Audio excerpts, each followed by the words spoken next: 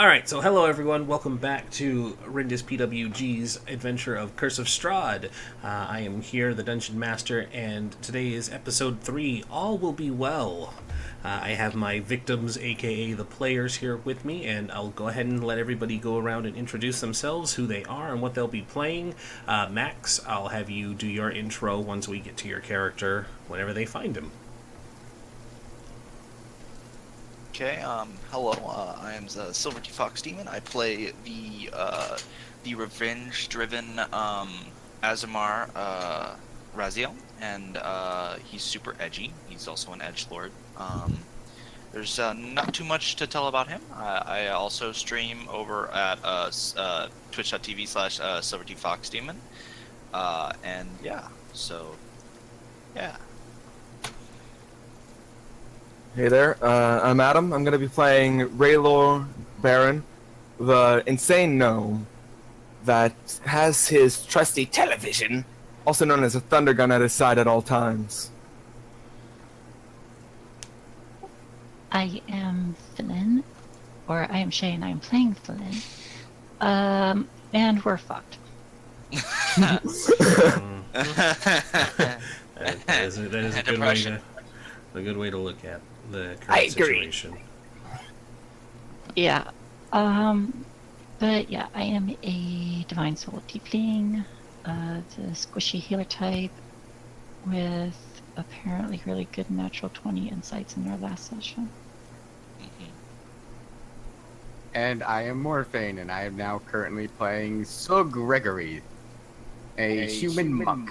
Because my cat's gone now. Was it your cat? Could have been. You had like 500s. Husbands. You didn't need a cat. It's also that. Alright. Look, she gets lonely. Crazy cat ladies aren't allowed to have husbands. Whoa, who said that? You can either choose the husbands or you can choose the cats. I can totally choose both. That's What a if she marries the stereotype. cat? Yeah, did you ever think of that? What if she chooses the That would be third option? necrophilia. What? Oh. Because he's dead. Yeah. Got a point there, Shay. I mean, I probably have to go out to neutral waters to do that, but There is a big lake right there. I don't believe that's neutral waters. You don't know. You don't know the political landscape of Barovia. I don't. Well, I mean, most of it's just kind of like ruled over by like a dead king, so I mean, I guess necrophilia would be fine. Undead king. Undead, dead, same diff. Deaderific. They're both dead in a sense, just one of them's half dead. Alright, can you take us into this? Yep, I think we're done stalling there. All right. So where we last left off, our heroes had finally made their way out of the village of Barovia after an unfortunate incident where they had insisted on dealing with the town priest's unfortunate son who had turned into a vampire. They quickly found they were in over their heads, and it led to the loss of Path, the group's leader, and Tabaxi Ranger. After which, the group decided, yeah, it's probably time we leave, and so they packed up with Ismark and Arena and began their journey to Vallaki. They had a small tour of the countryside of Barovia, even getting a good look at Castle Ravenloft, the lair of the Devil Strahd himself, before making a hasty exit away from that area so not to attract any unwanted attention. Arriving in the town of Vallaki, you saw that it was everything that Ismark had promised, a walled and well-defended looking city that even had the grisly trophies of wolf heads mounted on pikes to ward off any would-be aggressors. The town seemed inviting more so than the village of Barovia had, where you could actually see Barovians moving about the city and, living their lives without relative fear of the situation they're in. You saw signs of a festival that would be coming soon, pamphlets strewn everywhere, urging the mandatory attendance of all children and citizens, especially the children, and that all would be well if they did so. They arranged a meeting with the local burgermeister, a disheveled and angry-looking man by the name of... Who remembers what his name was? Pop quiz, go! I made stick figures. That wasn't the answer. Or the question. Burgermeister Valakovich. Yes, Vargas Valakovich. You all met Vargas Valakovich in the upstairs office that he had, along with meeting Sir Gregory, who he had quickly assigned as your personal escort while within the town of Valaki. After agreeing to help Ismark out of respect for their father, he assigned his other bodyguard, Ezek, a tiefling in his own right with a massive demon arm, to be Irina's personal bodyguard and to make sure that she would be comfortable within the mansion. Ezek put the group did not put the group at ease, given his odd nature and his temperament, something that Sir Gregory was quick to reinforce that, yeah, the guy's a bit weird and dangerous. But now you all have been dismissed and headed back downstairs where Raylor had finished putting together a couple of stickmen for one of the disgruntled and overworked maids. And that's where we pick up as you guys make your way down the stairs.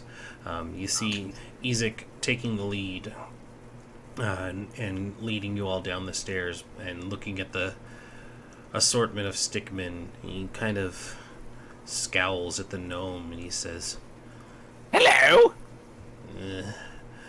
Well, I guess if you consider this important work,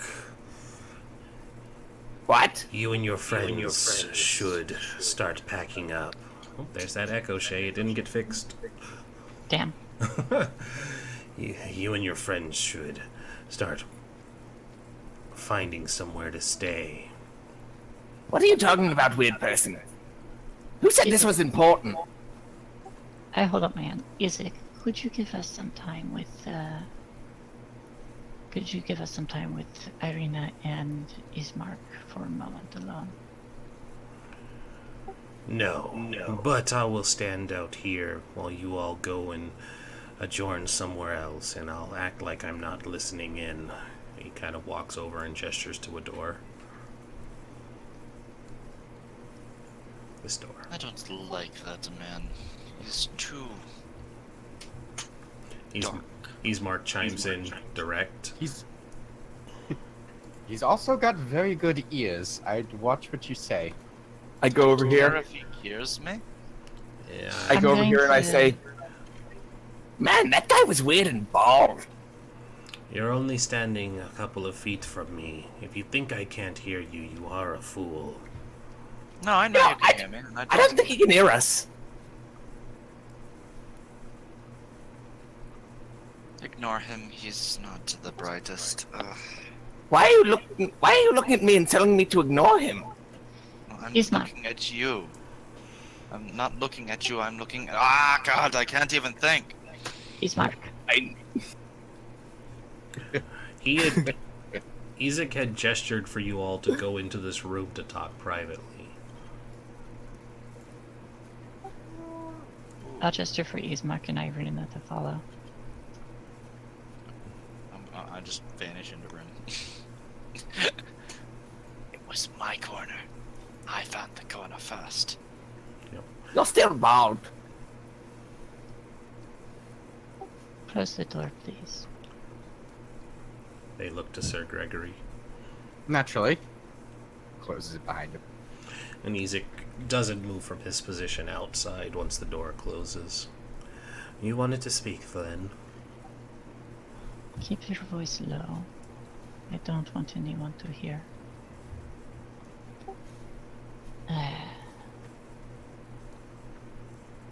Isaac is exceedingly dangerous. He's supposed to be. He is the Burgermeister's bodyguard. I imagine he didn't get that position for his knitting. I think he has probably an unhealthy interest in myself and Irina. Define unhealthy.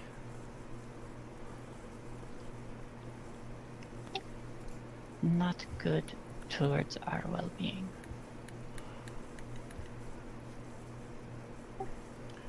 I get that sense. As far as the Burgermeister goes, you can stay on his good side just by kissing his ass, but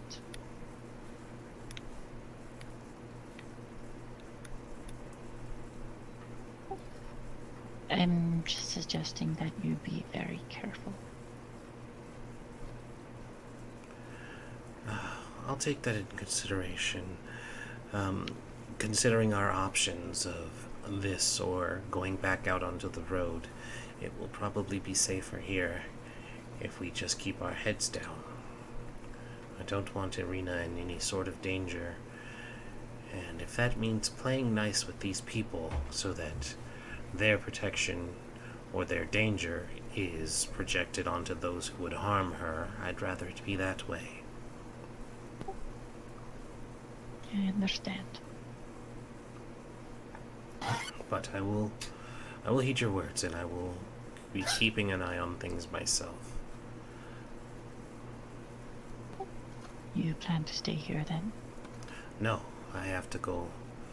I have to go back eventually, but I will make sure that she is settled in before I depart.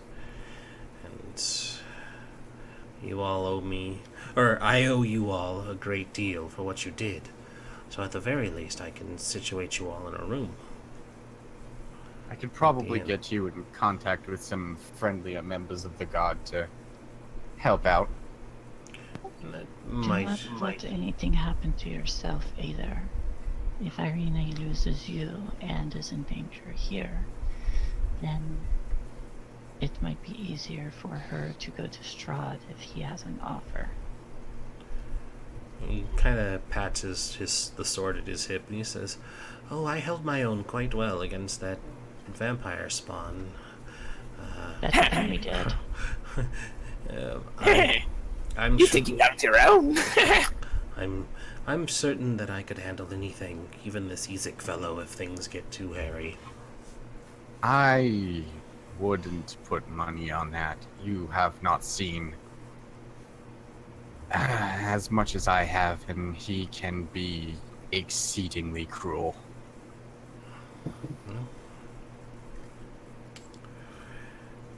Yes, but cruel men can be exploited if you know how to work at their disadvantages. Irina, are you alright with this? Irina's been busy looking out the window near the two of you, and she turns and looks to the lead and she says, "Well, I suppose I really don't have a choice. If this place is offering safety, I'm not entirely comfortable with the way Ezek looks at us. But if the Burgermeister can keep his dog on a short leash, I don't think it will be too much of a danger." He has dogs. Yes, he has dogs. He had two, actually. Oh. 3, and one walks on 2 legs. Oh. I like dogs. Path was not a dog, he was a cat. That's what you think. Now he's a cat dog. I open my mouth. I close it. Okay, so I need to get the path to the temple. It's Right, you had mentioned something about that. I can show you all the way. I frequent there quite a bit. His body is bound outside in the wagon.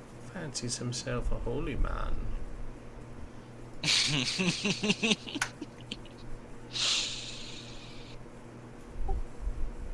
Is there anything else?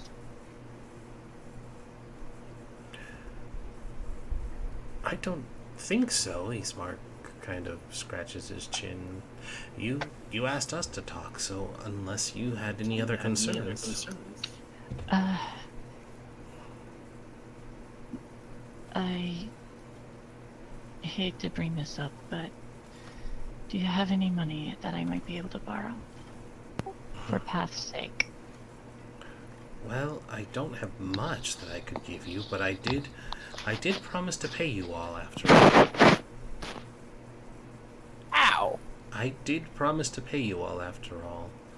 And he fishes into his pouch and he sets the 500 gold that he had offered into your hands. I really wish I could offer more, considering one of your friends lost their lives for us already. I take 100.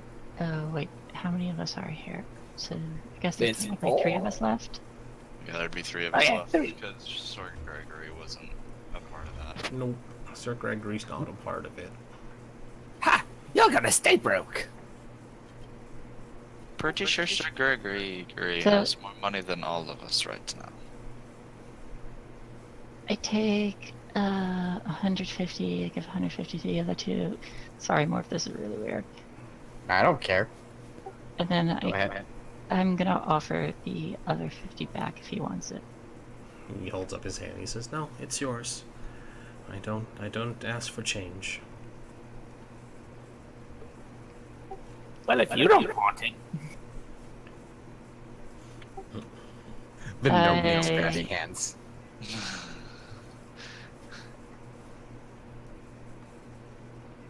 Alright, let me do math real quick. Do the math.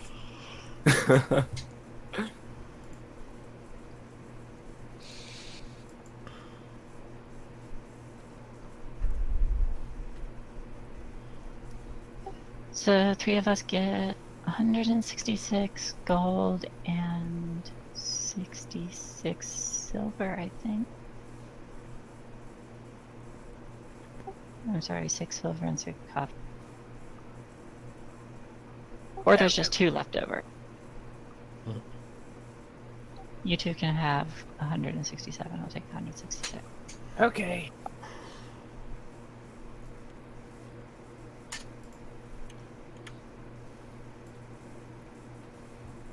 Well then, if you all are going to take me up on my offer, I'm going to head to that inn that they mentioned.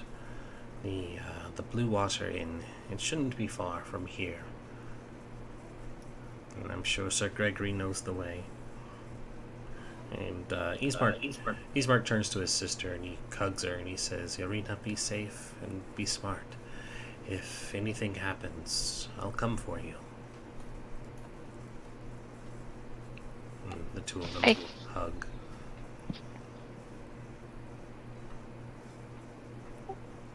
I give Irina a sympathetic hug and before walking towards the door and saying, "I'll meet you guys at the inn or tavern. I have to make sure Path gets to the temple first. And I'll make my way back to Path." As you open the I'm door sure- and you start to head out, is anyone interrupting her? Are you sure you want to leave your friends to just go to the tavern alone? It's just a tavern. What's the worst that could happen? Plenty of things could happen. I insist the 3 of you stick together while I lead you to the temple. I'm heading there first. Very well. Well, So if heading the nice out. man's offering. Yep, I'm gonna head back to Path. Okay. As you all get ready to go, Ezek catches your arm, Flynn, making sure you're the last one, and he says, "I'll be seeing you real soon." And he kind of smiles and lets you go. Don't be a stranger. The hair on the back of my neck just stands on end, and I keep walking.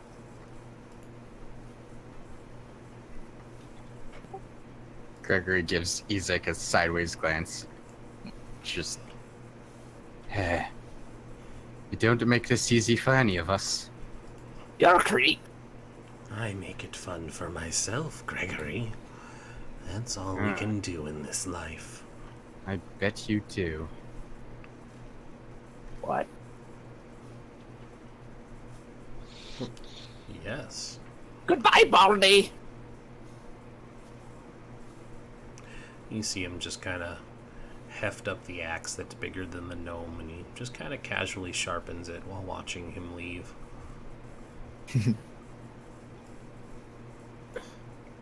Alright, so you guys head back outside, and you see that the wagon is gone.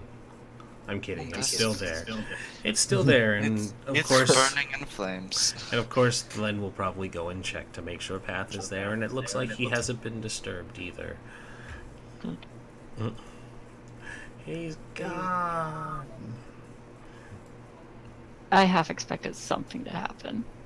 What? No. Anyway, why would to it the top. happen? Alright, so back to the Valaki map. Boop, boop, boop, boop, boop, boop. So you guys are here on the dot with the circles and the spots. Bleep. And so temple is yellow square. So you guys leave the same time Eastmark does, and he's just like, yeah, I'll be heading, or we can walk together up the way. And you guys are just making your way through the town as you continue on. Hold on 1 second. Is Mark joining us to the temple?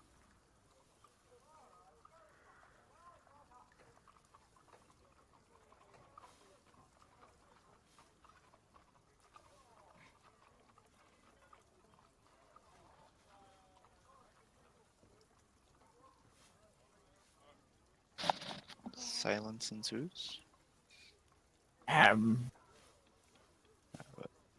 Did I miss something? Was I supposed to answer somewhere along the lines here? I don't think so.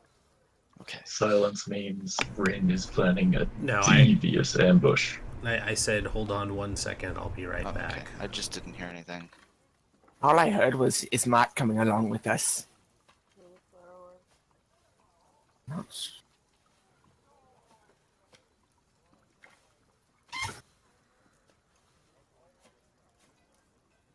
Yep. Get it.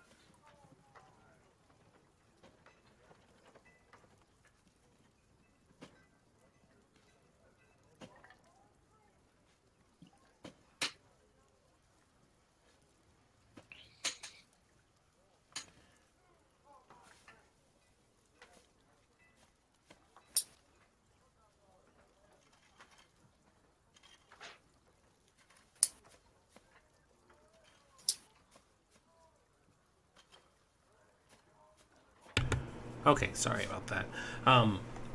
So you guys are going up this this road here that leads to the main street that cuts through the Valaki proper. In regards to is Eastmark coming? Of course not. He's in charge of watching Arena, and Arena stayed in the Burgermeister's house. Eastmark says that he's going to get the room situated for you guys since he owes you that much for traveling with him. So he breaks off here, goes right down the road when you all head left. I put a hand on his shoulder and tell him to be safe. You as well. You all seem to attract danger far more than I do. And so you guys continue on.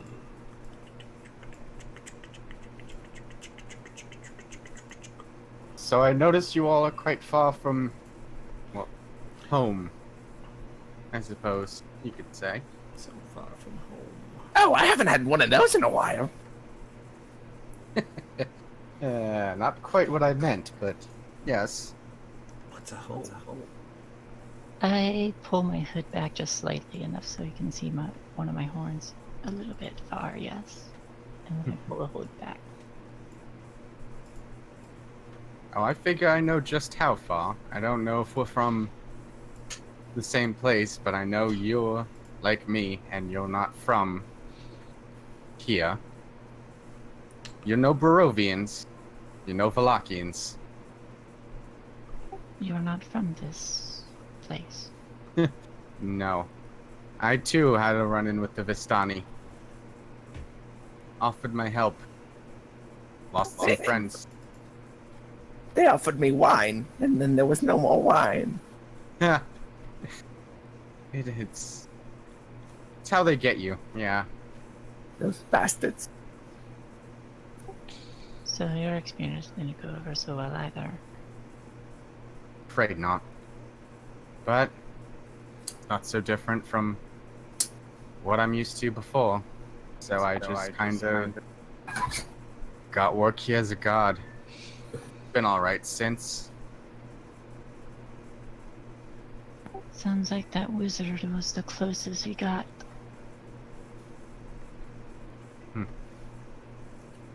Never met him myself. How long have you been here? Kinda lost track of time. Don't really Oh, get I- a sun out here. Oh, I Much as haven't. I miss the thunder's warmth. It's been out here forever. 3 billion years later. What? Nothing. Don't mind me. I'm just talking to myself. You're weird. And you're the crazy one, they say. I'm not the one talking to myself. Just Uh-huh. because I talk to myself does not make me batshit insane. Mm.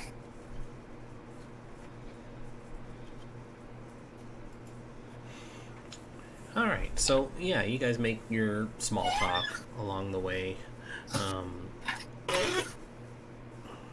It's getting darker.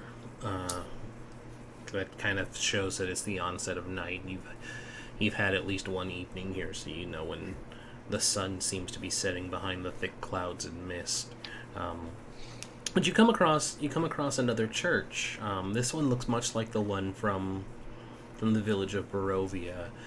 This slouching, centuries-old stone church has a bulging steeple in the back and the walls lined with cracked, stained glass windows depicting pious saints. A fence of wrought iron encloses a garden of gravestones next to the church, and a thin mist creeps among the graves. You can see that unlike the village in Barovia's temple, this one seems to be in a bit better condition. It just also looks old. There's depictions of the Morning Lord engraved on the pillars that lead up to the doors, and there's candlelight that seems to be shining through the stained glass, and the doors to the temple are open. I'm going to pick up Path's body and carry him inside. Okay. And I'm looking for any sort of cleric or priest or anything. I should know who's here, right? Yeah, you would be able to tell them that basically a man named Father Lucian Petrovic, he's a human priest that oversees the church and does his best to keep people calm during this turbulent time.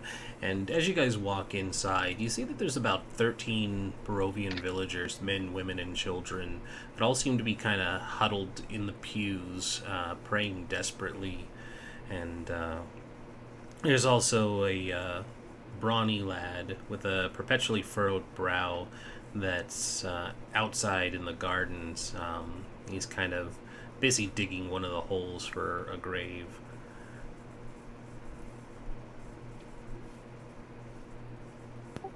But as Thlen starts dragging in this body of Path, the praying villagers kind of all pause and turn, and Father Lucian is busy in the middle of a nightly congregation, but he looks up and he sees all of you and he says, "Sir Gregory, it's good to see you again. Are you here to pray to the Morning Lord as well?" Good to see you too, Father Lucian. I feel I will join, but I have other matters. I have visitors from out of town. They have a unfortunate passing amongst them. And a pressing request. If I may speak with you alone.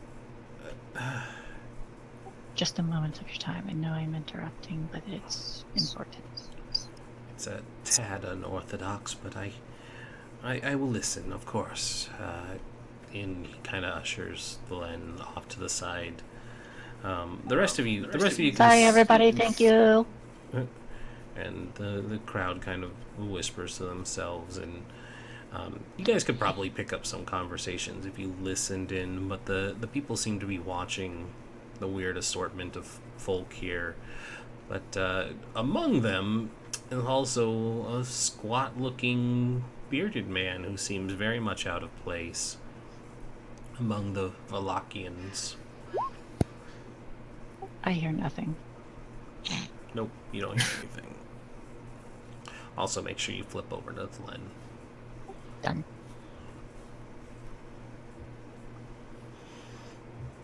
Whenever I see this squat man, I gasp audibly, "Another short person! Are you a gnome? No, you're not a gnome. Why are you not a gnome?" Gnome is still not a word. Your friend is certainly loud. I'm not loud. I'm just selectively quiet. Dwarf! From the corner, the priest chimes in. He says, "This is a place of worship. You need to keep your voice down." He doesn't know the word keeping his voice down. Then he It's can- either then he- loud or louder. And I he looks to Glenn for a moment, then he looks back and he says, "Then he can wait outside." I look at the priest. Wait, do you want me to keep my voice lower? I mean, I'm already so short. If you The can. the short, burly individual would already be wandering towards them to usher them out from this congregation.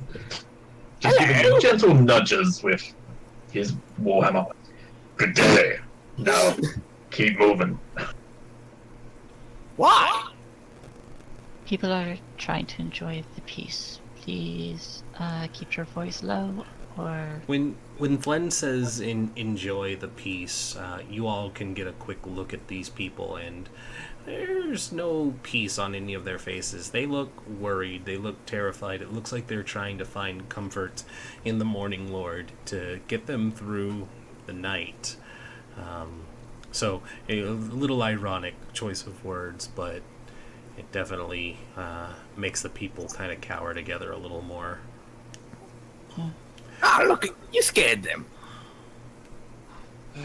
Just a note, the short, burly individual would only be nudging the gnome out, not the rest of the party. Yeah. So, quick description of yourself, sir, since you're Yes. The burly individual is around 5 foot. I can't remember. It's on my character sheet somewhere. But he is clad in heavy chainmail of colored of black and black, red, and some yellowish. The black isn't necessarily black. It looks more like he's been set on fire a couple of times. You can't really make much of his actual features apart from his aging face, as you know, most of what you can see is either hidden behind armor or hidden behind a massive graying brownish beard. He is also carrying a pack that is neatly organized that also looks like it could be used as a fucking bludgeoning weapon, as it is huge. Ooh, I like your beard. Thank you. Now keep your voice down. Wait, you're a dwarf. Have you been at a forge? Like, are you proficient in that sort of stuff? Of course I am. Oh, well Why then, wouldn't I be? I want you to look at this. I pull out my television. Tell me what you think of the craftsmanship. By now, He pulls out probably he dragged pulls him out. outside, yeah. Yeah, you've dragged him outside, but he produces a firearm, something that the northern dwarves probably don't see much of. But you know that there are areas a little further south, especially on an island called Lanton. As a forge cleric, there's an island called Lanton that's primarily run by humans and gnomes that have started to develop gunpowder. And this is probably where the crazy creature had come from. Could I roll something to see if I know Sure. any of that? What would that be? You can roll me a... Well, you're a forge cleric, so I could say religion. You can roll me history, I I'm also suppose. proficient in smith tools and mason tools don't really make any No, sense. they don't really make any sense. Probably history with advantage. Yeah, you could do history. I'd give you advantage since you're a forge cleric. I don't know. Ah, fucking bollocks, you don't anything. know shit. Nonetheless, his brow raises, he kind of looks it over. That's an interesting piece of craftsmanship. Yes. What did you say it was? It's a television. How peculiar. I He made it leans in myself. and kind of inspects it. Only one of its kind. Nah. The craftsmanship on this is quite impressive. I know. He, like, reaches forward and, like, with a single finger, like, kind of nudges it sideways so we can, like, inspect the sides. Oh, do you want to see how effective it is? Ooh, I'd love Is this to. happening outside? Yep. Yes. Yeah, that's it. Oh, you do? Okay. Yes. What I does reach in. I reach into my pack and pull out a bullet. I flip the barrel open and shove one in. Okay, so I just aim at a random thing. What do you want me to shoot? Oh, projectile weapon, you say? What's around that's like any? Okay, it's running off. I see a pedestrian. Huh? Nay, that would dampen the morning more so than it already is. I'd try to point out just any tree, preferably one that's not in the vague direction of anyone or any building. What? You don't want to shoot a random passerby? That's what I suggested. No, as a good aligned cleric, I'd rather not murder innocents. Alright, so You could shoot it in the air and then just wait for it to randomly fall to the ground and And hit hopefully some- not hit anyone. hit some random child. Oof. Roll a 1d100, see if it hits anybody. Alright, so you're gonna show him what it does? Yes. He said he points at like a random tree or something Mm-hmm. that's close by, and I just fire it off. I miss. Yeah, you miss. Go ahead and give me a D100. Oh, so you had him roll at disadvantage?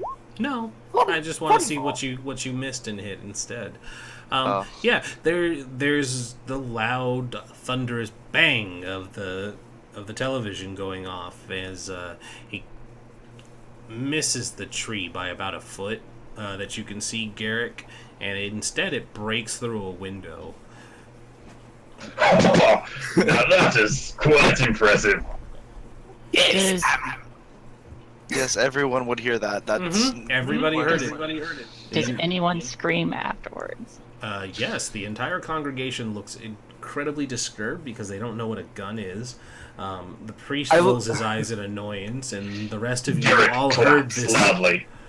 gunshot go off, and it's probably safe to guess that at least a handful of town guard also heard this vandalism.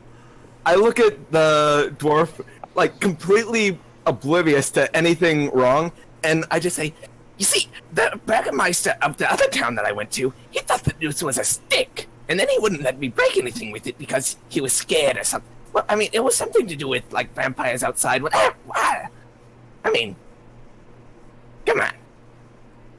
I can see how that could be problematic, but no, nonetheless, that was quite entertaining. Impressive work. You, Ryla is a rock gnome, correct? Yes. You rock gnomes are quite the crafty individuals. I look at you in confusion. What's a gnome? I'm a good gnome. Not a gnome. It's at that moment the camera pans back over to Thlen and the priest, who doesn't look very happy with this entire group now, but he crosses his arms and he kind of gives you "I'm losing my patience" face. Flynn also has a very annoyed look on her face, probably equally as much as the priest. I'll try to fix the window if I can. In the meantime, do you have a spell that can put a body in stasis? Stasis, child. No, the best place for a dead body is to be in the ground. Their souls need to hopefully try and break the veil and pass on to the gods. Would I hear that, or am I too far away? Too far gone? You're outside. Nuts.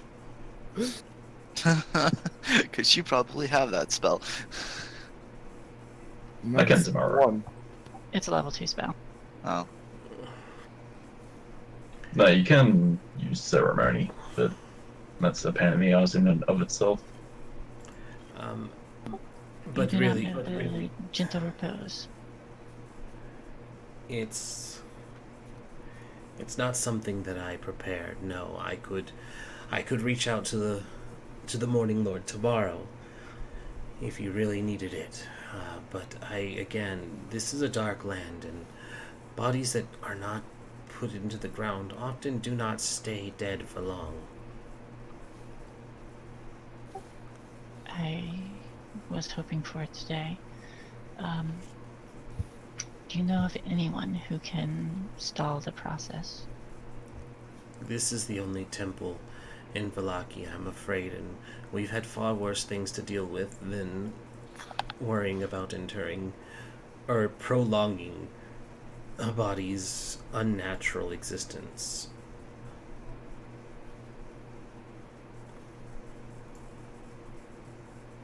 We make a point of getting them buried as quickly as possible when people pass here.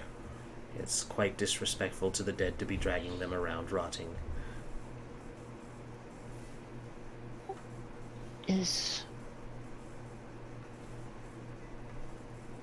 How much would it cost me to get a hold of that spell? I'm not expecting you to pay me. I just said I wouldn't be able to do it for you today. How long does it take for the dead to become undead?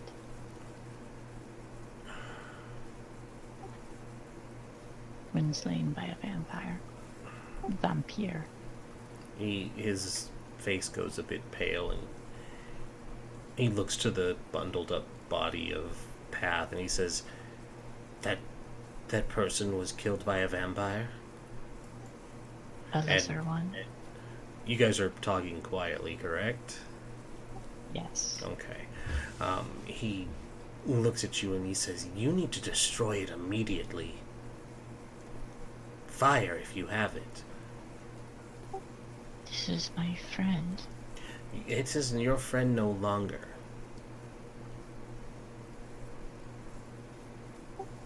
I need time to get power enough to bring him back.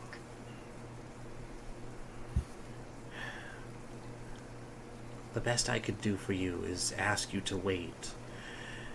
We have enough troubles to worry about now that the protection of this church is failing. And if you could be patient, I can beseech the Morning Lord to give the magic that you require. But if it has not already turned, it will become dangerous very soon. My only recommendation is, if you can't wait, is to use fire on it as soon as possible. And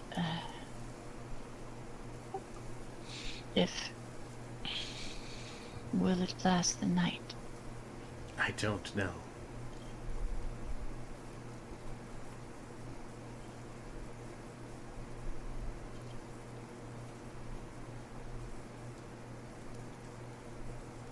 Just a quick one. I'd imagine that window is ultra mega fucked beyond the use of a mending spell.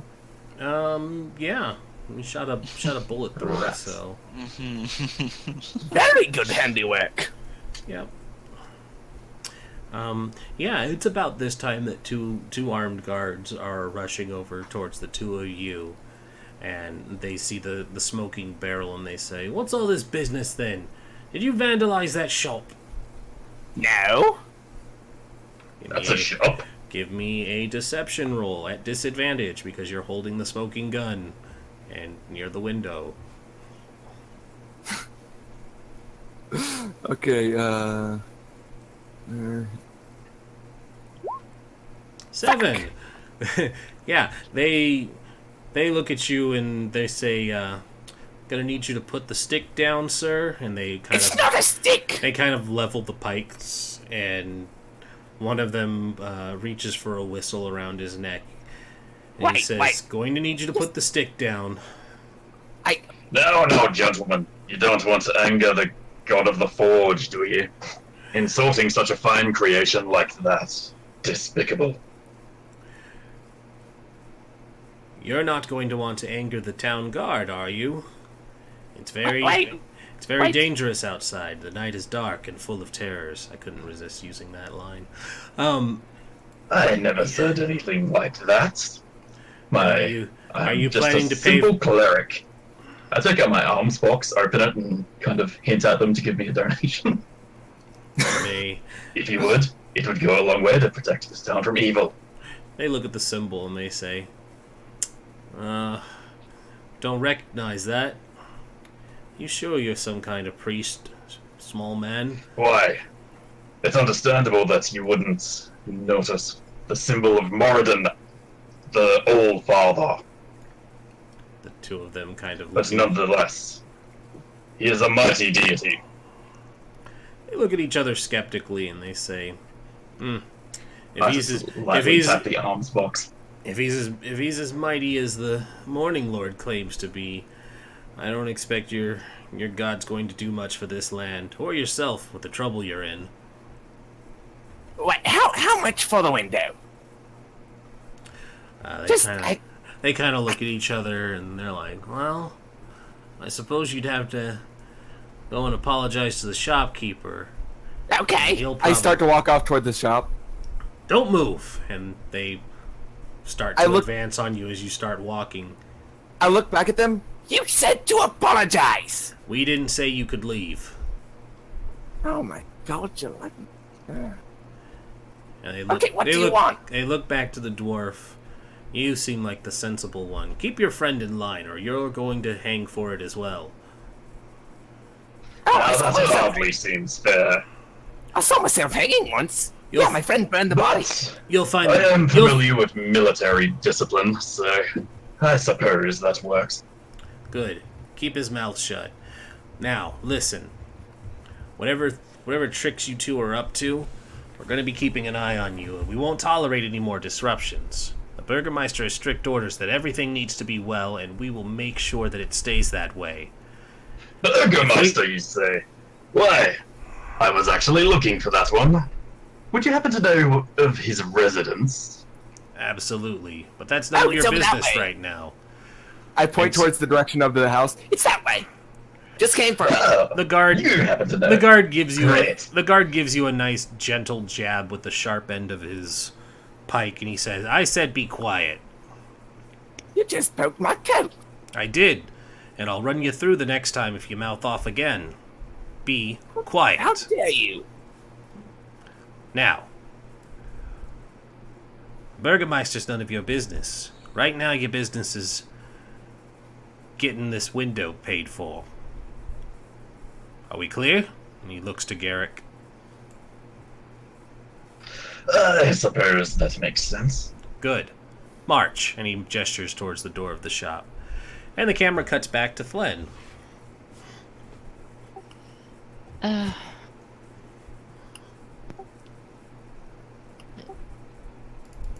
Flynn is torn. The priest puts a hand on your shoulder and he says, "Listen, I understand that you're feeling lost with your friend's death. It's understandable, but it's part of the dark nature of the world we live in. I am mournful for hearing that he's gone, and there's nothing I could do to help him right now. I wish there was more that I could. They say that there is a holy man, though, in Kresik, in the Abbey of St. Markovia. You could take him there. I hear that he has the power of resurrection, if that is what you are truly after. But you would need to hurry. If he was bitten by a vampire, he doesn't have long for this world. If I drive a stake through his heart, would he be unable to be resurrected?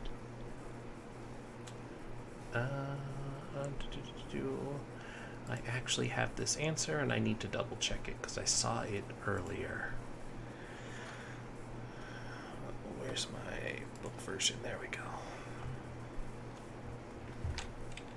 There was actually an answer on curing vampirism and lycanthropy, so let me just give you the right information.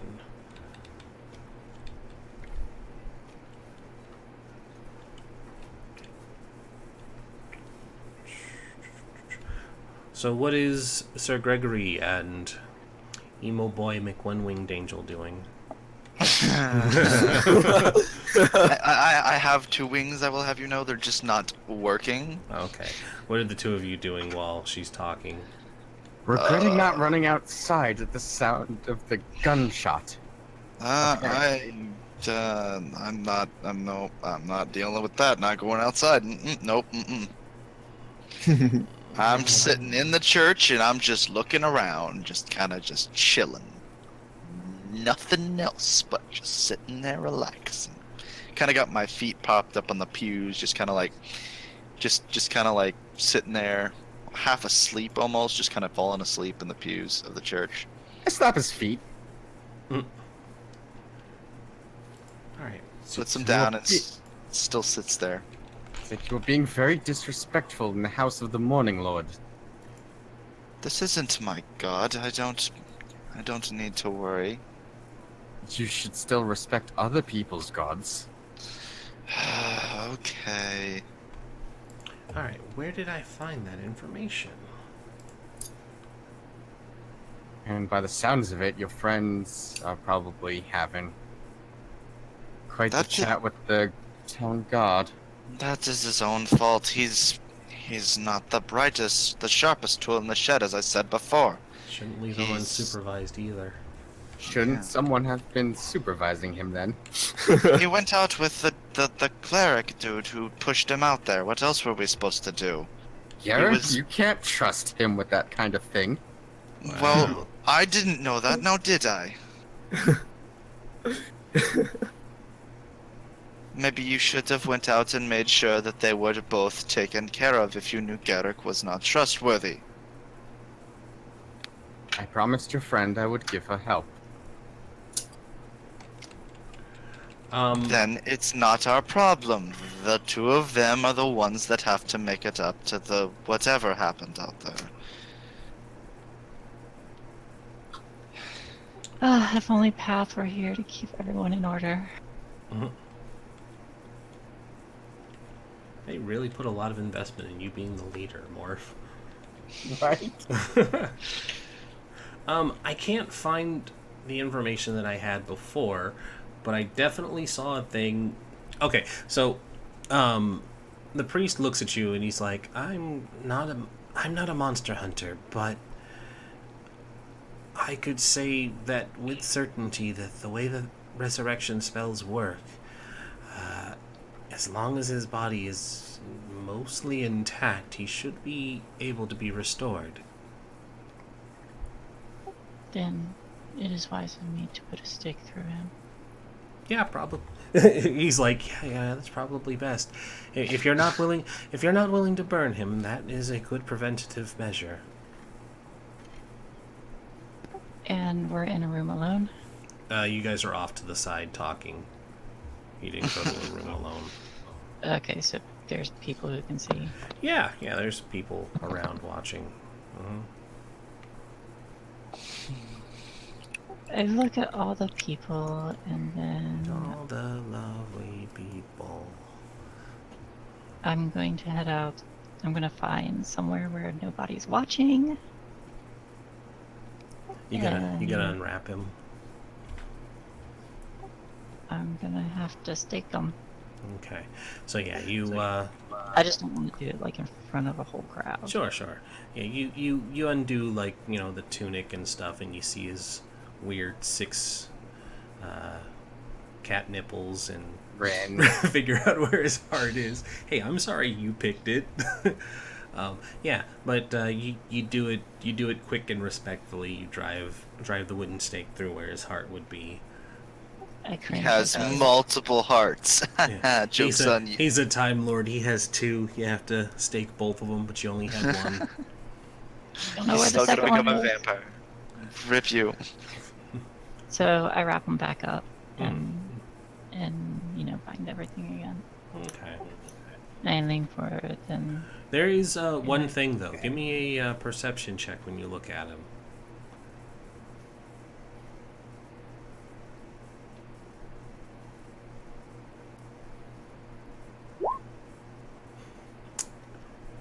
Yeah, there's not a cat muzzle. It looks more like a canine.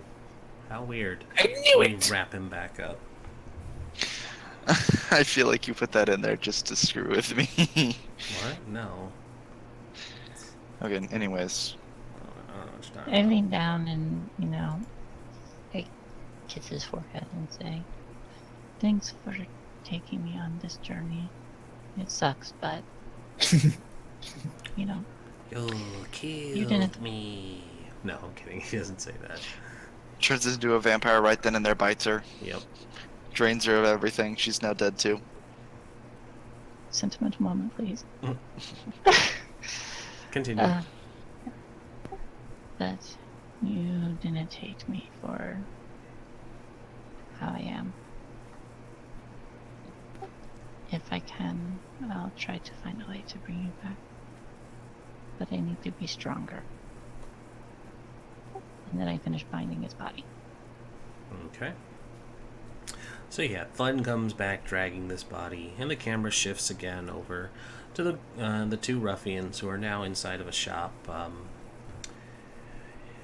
As you guys are taken into the shop, you see that you had actually fired a bullet through a toy shop.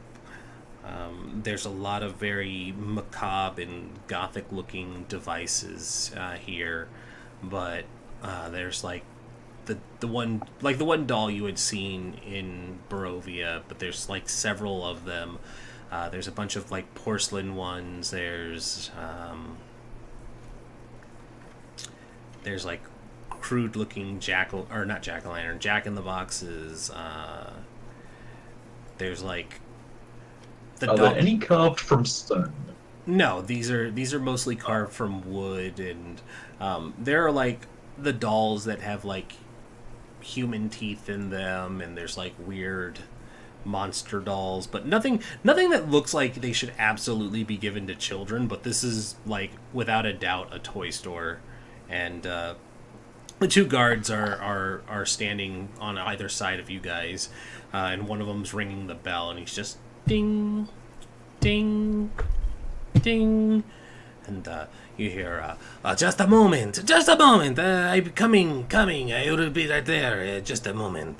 And a very large man makes his way up to you guys.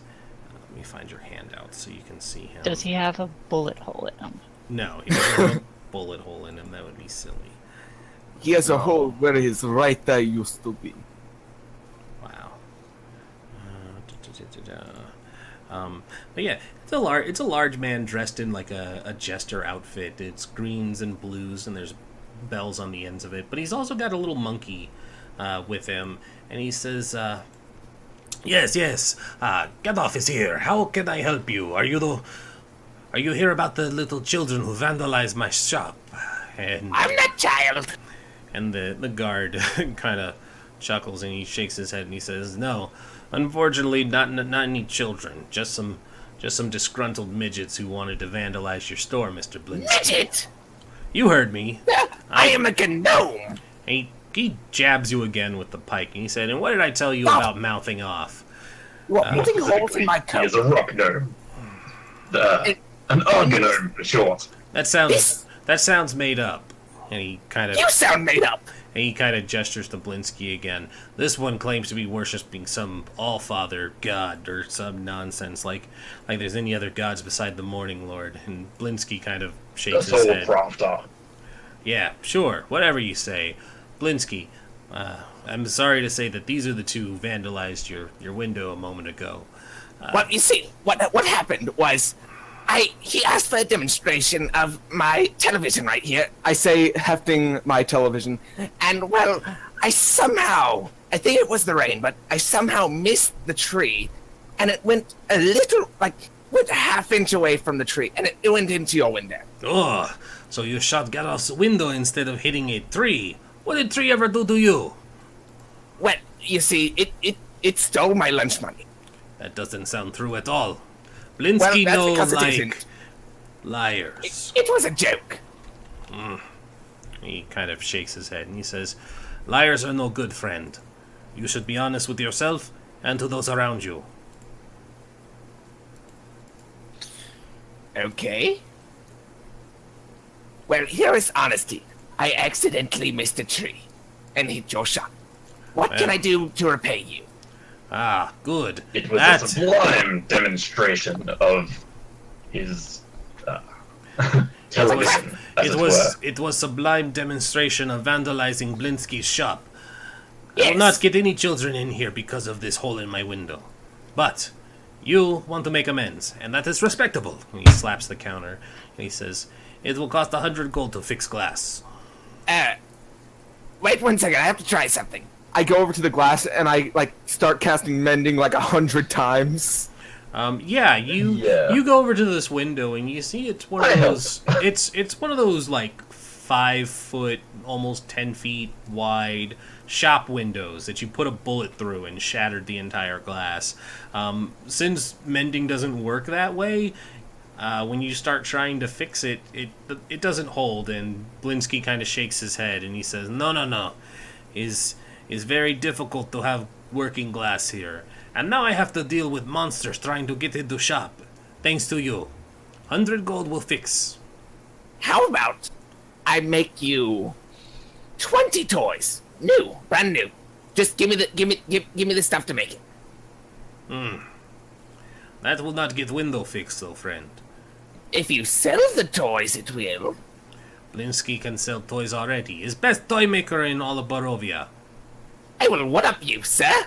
Well, maybe not one-up you, but I don't like good toys. The monkey screeches at you angrily.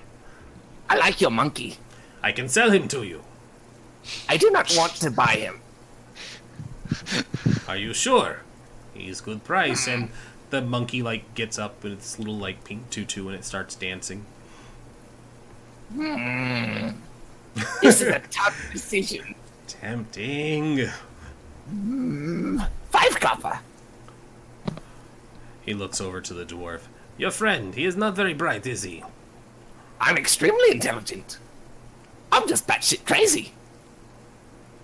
I have got mixed signals thus far.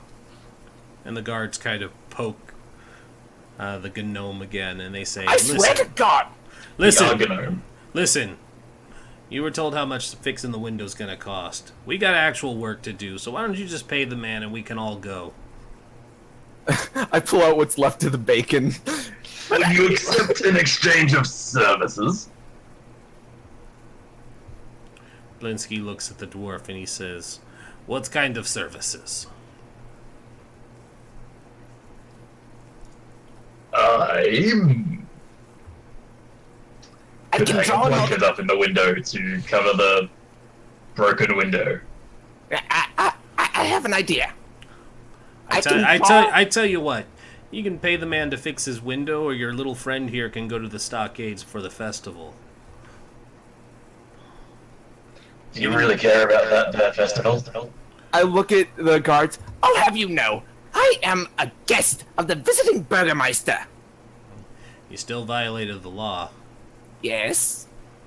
I'm giving him bacon. I'd say holding out the rest of the bacon. They do not, like, the three of them do not look amused by this. Ren, I do have one question. Sure.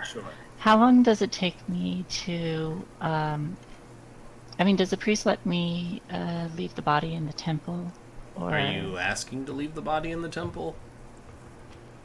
I'll ask if there's a safe place I can keep it. He's gonna tell you the ground. Yeah, he wants nothing to do with it. He told you that thing's gonna turn into a vampire. Even with a stake through it? He's going to insist that it still belongs in the ground.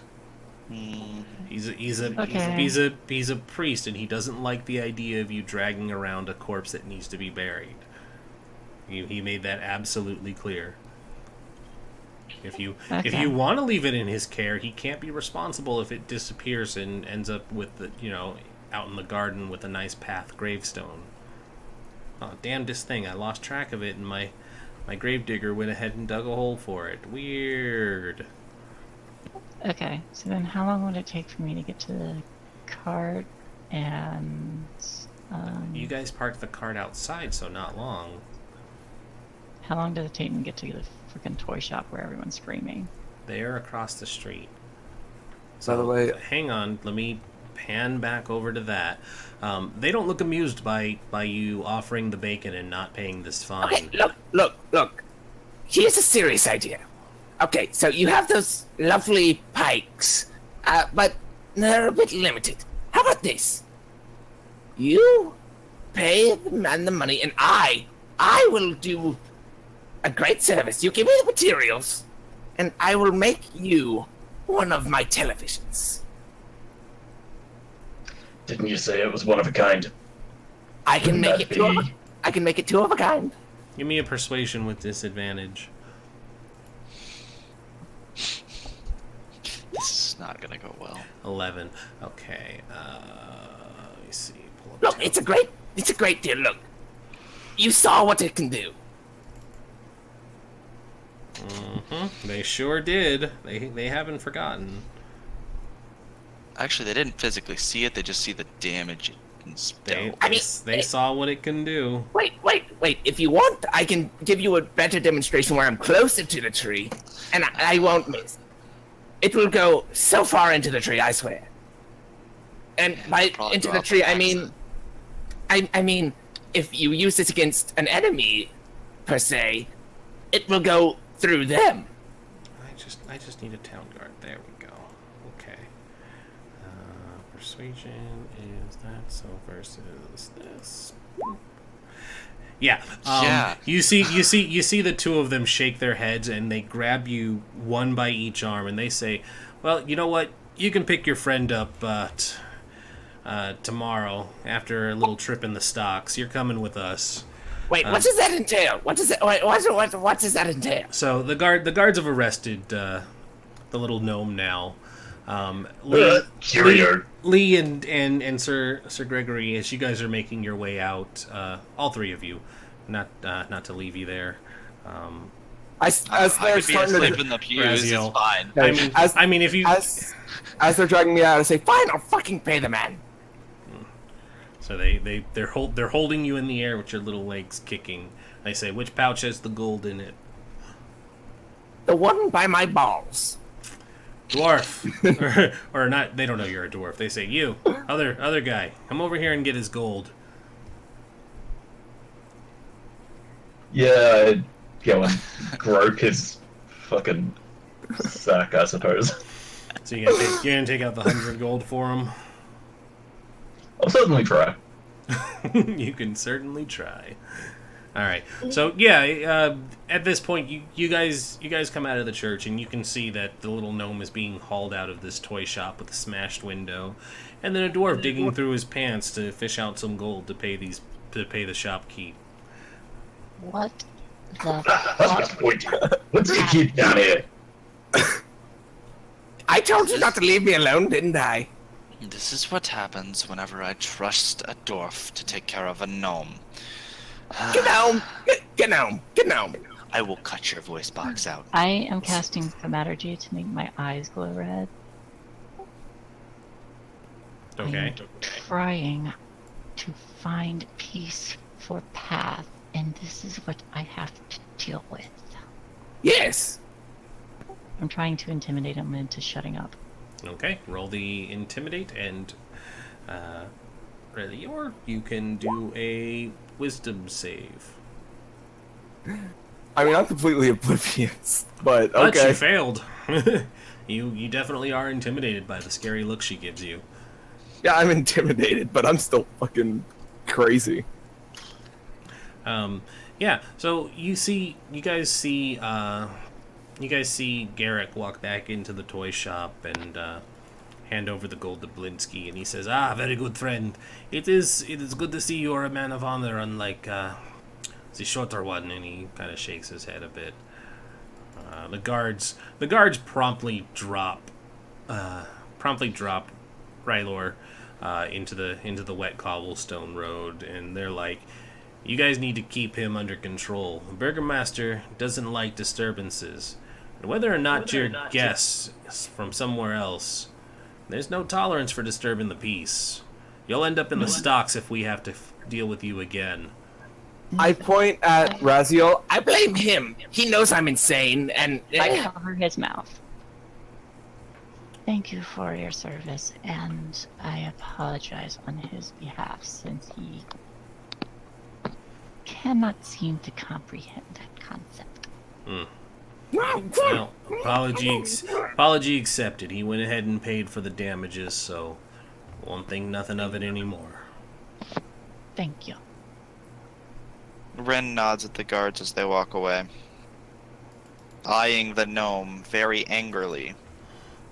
Derek wanders back out, wiping his hand on his chest, I suppose. I look at him. I pull the hand away from my mouth. So, was it good for you? Let's not have that conversation. Yeah. Anybody else want to take a look in the toy shop before moving on? Oh, why the fuck not? Okay. So yeah, Len, you go into this shop, and it's a very gloomy-looking place. It looks like, a gothic kid's Etsy page trying to sell some toys. There's an assortment of stuff, and Blinsky looks at you and he says, "Ah, pretty lady, you are looking to buy some dolls, maybe. I can offer all sorts of toys and fun games for the children." And he also says, "Or perhaps you are looking to buy a monkey," and he puts the monkey on the counter, and it dances around in its little pink tutu. They already have one. Can I insight check the monkey? Yeah, absolutely. That monkey really loves to dance. It holds out like a little cup for a tip after it finishes. I give it a silver. It kind of gives a happy sound, and then it trots back onto his shoulder. As you're looking around, there's a number of porcelain dolls on a back shelf that don't seem to fit the rest of the look of stuff here. And you can absolutely look at all the other shelves if you want. Just let me know if you are, and I'll tell you what's there. But there's also this collection of porcelain dolls. Is anything magical? I don't know. Is it?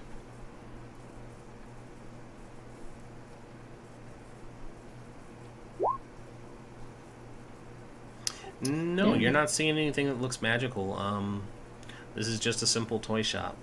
But as you're looking around to see if there's anything magical, you notice that there's a ventriloquist doll that looks like Strahd. And it's just staring with red eyes. Are the eyes glowing? No. They're just paint. Can I insight check the doll? Absolutely. That's fucking creepy. It stares back into your soul.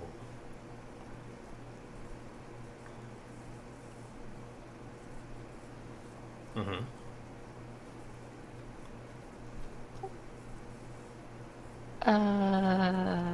That's creepy. Ah, it's good work though. I crafted that myself. I craft everything here. I am a great toy maker, you see. Is no good, is no Blinsky. How much is it? The ventriloquist doll? 9 silver.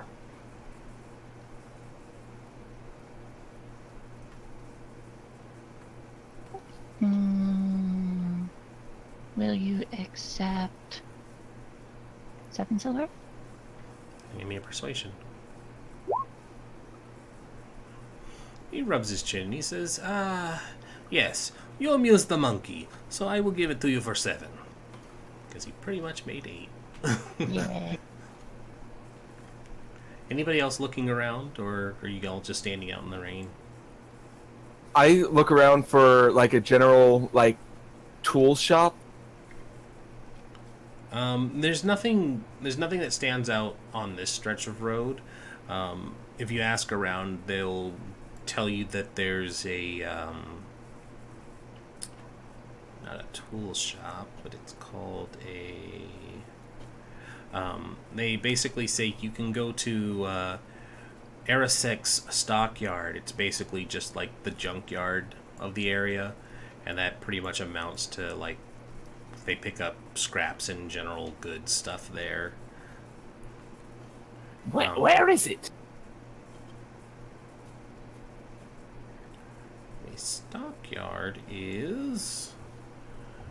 I gotta actually flip over to the map so I can see. By the way, whenever talking to them, I'm like, something to carve wood. Oh, no, you don't need anything like that. I've got. Go on. N5. Okay, so the stockyard is. I'm proficient in woodcarver's tools. I don't think I actually have a set. Exactly. The stockyard is this area here in the green. I think I'd try to have looked into getting some woodcarver's tools while here, right, Rin? I mean, sure. Absolutely. You probably found some overpriced ones here at the stockyard. But dialing back to the toy shop, Glenn, you pay off the gold for the doll. Is there anything else before heading out? Do you know if there's a potion shop or a magic shop or anything like that? No, you probably not find anything like that here. No, sir. Sorry, no. Okay. Thanks anyway.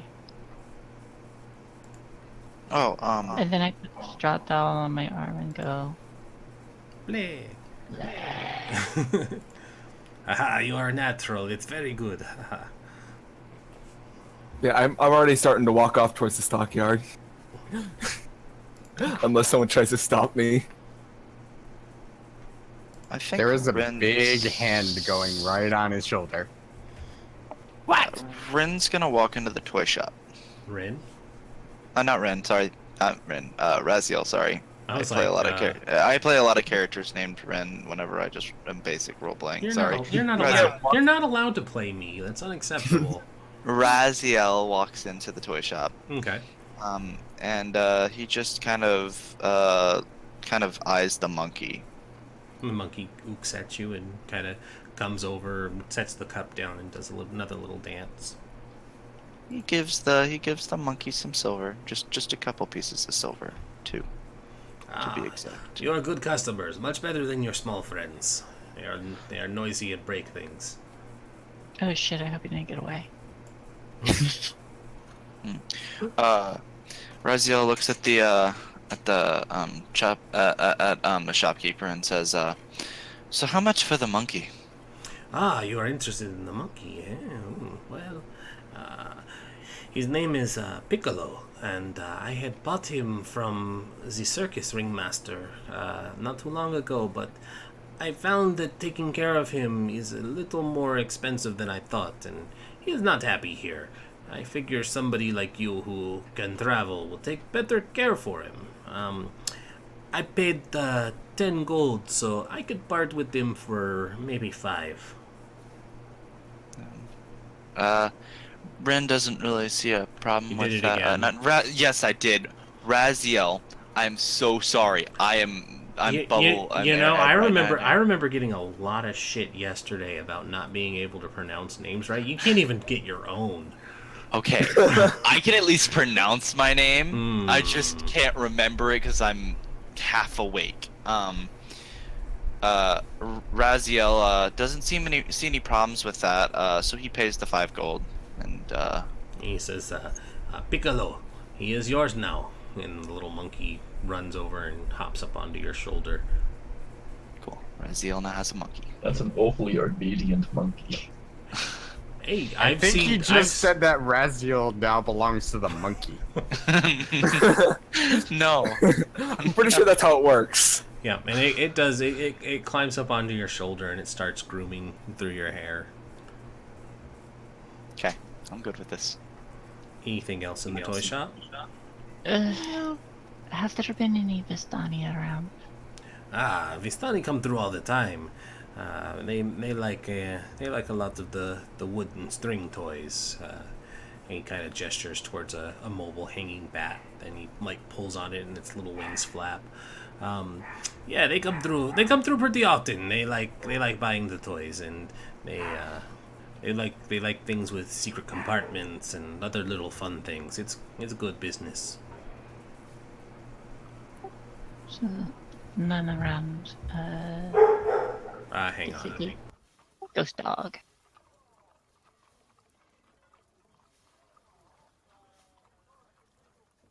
God, I'm tired. Hello, tired. I'm Raylo. I was about to say, if you said your dad, I was gonna walk out there. Oh, but if he does that, he gets the Vietnam stare. He's no longer dad. My old friend. Ow. No, Vistani come through. No, not. They are not very welcome in Valaki. Many of them camp near Zarovich, though. Okay. And Zarovich is the lake to the north, for reference. Anything else? I think that's all.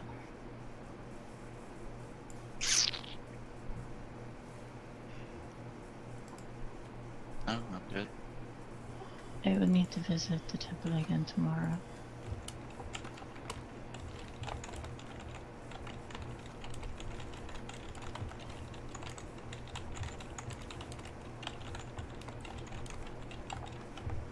So, I look at the person that put their hand on my shoulder. Yes?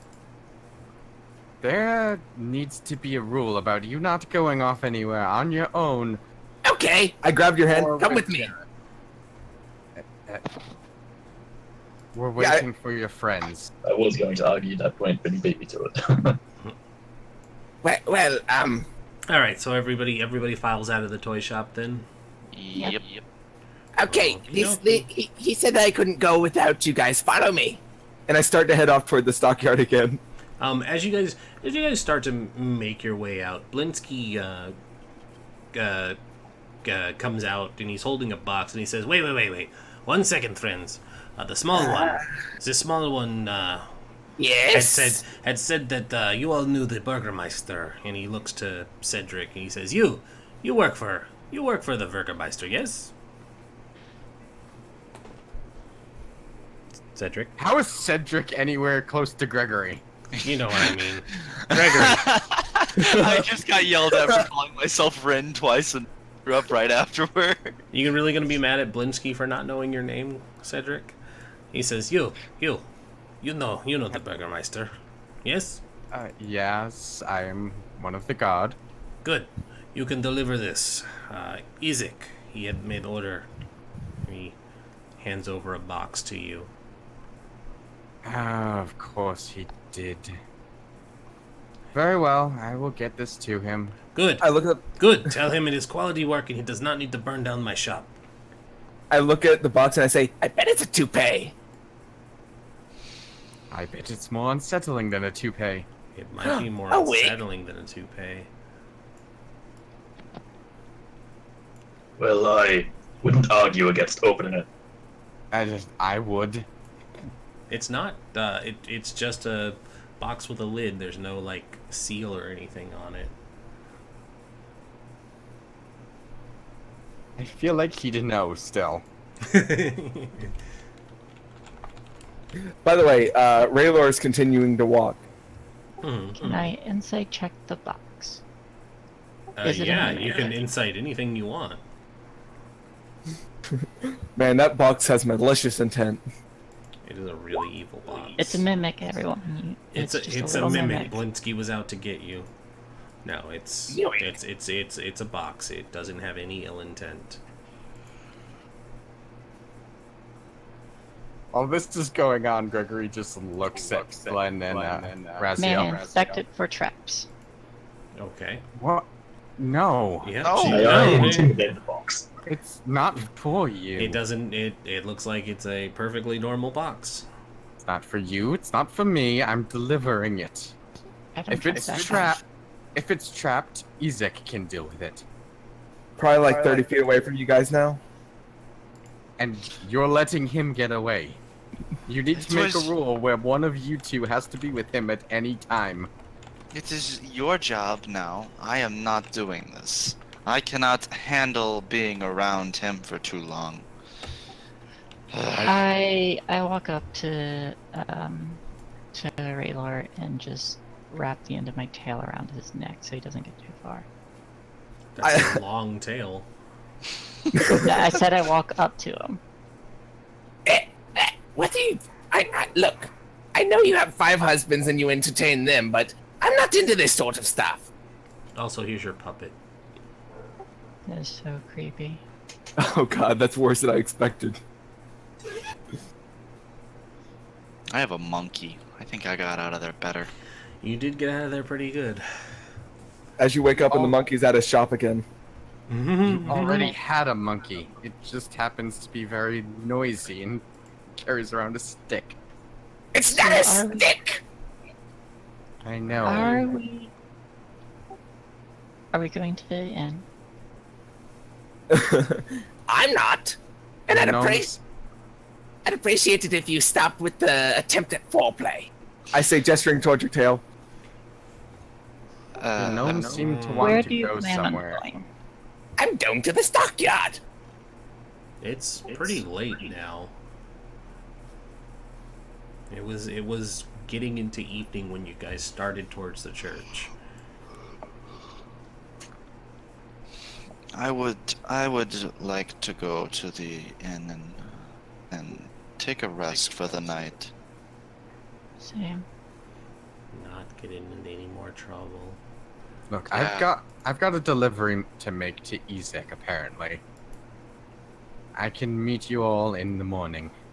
That sounds like a great time. You should tell him I said hi. And you should totally look in the box. Someone open the box, please. What's in the box, Morph? What's in the box? Rin, stop it. No. At this point, it doesn't... Can the monkey open up the box? I mean, no, I can't force anything. Can I persuade the monkey to open the box? You can ask the monkey to try and open the box, but then you have to deal with Gregory. Oh, yeah.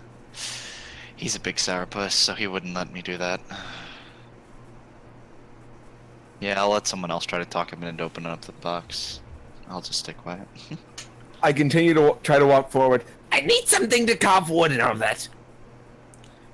So, where are you heading? I'm gonna head to the inn. If you really want to go check wherever you're going, I'm not going to be able to bail you out. I'm not going to steal anything. No, of course not. You can't let him go alone. Have you all not realized it yet? I need to meet. Well, looks like it's me and you, Greg. This place isn't like where we come from. They don't know what a gnome is. They don't know what a dwarf is. And they certainly don't know what a tiefling is. Your point? Speaking of, Radar. we haven't done this yet, but I be Garrett Command. Pleased to meet you. Gary. I thought I might Okay. say that. I've been standing here for a good half an hour or so. Hello, Garrick. Good to Hello, see you. Hammond. I let him go and I start walking towards, or I go to the cart and I start riding towards the inn. You're just gonna ditch us all there. I mean, you're all welcome to join me. I'm not going fast. So, Greg, Ham, are we going to get some tools? I kind of need to go and see Burgermeister, Collion, to be more specific. But We could go tomorrow. You can wait until the morning. But there's the festival and all, and it's so boring. I can lend you my wood carver's tools. It's Oh, fine. you have some? Yes. Oh, sure. Raziel goes to the cart and just sits down silently. He's just playing with the monkey right now. So yeah, do you hand over your wood carver sit? It's like, I will have to get back to my bunk, which can wait until after I make my delivery. Fine. I say as I walk over to the cart. Sir Gregory, thank you. Yes, thanks, Greg. Yes. And I guess we will make our way towards the end as Glenn gets a little bit of a nosebleed from the aneurysm.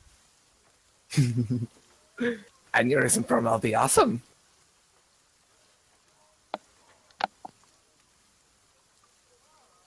I didn't catch that.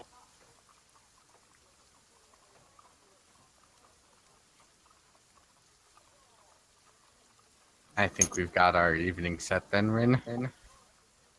Look into the box. It's like, if you're so damn curious, go ahead, fine. I'm Okay. just warning you, he's got an extensive collection of creepy dolls in his room. So he's bald. And a girl. I'm gonna put on the Strahd doll on my hand, and I'm gonna have the Strahd doll open the box. Oh my god, that's weird. That's why do you have that? What? It's a mitten. This is my buffer in case there's anything wrong with that box. Blinksy is eccentric. He's not malicious. At least I don't think so. I don't really have any reason to interact with him much from day to day.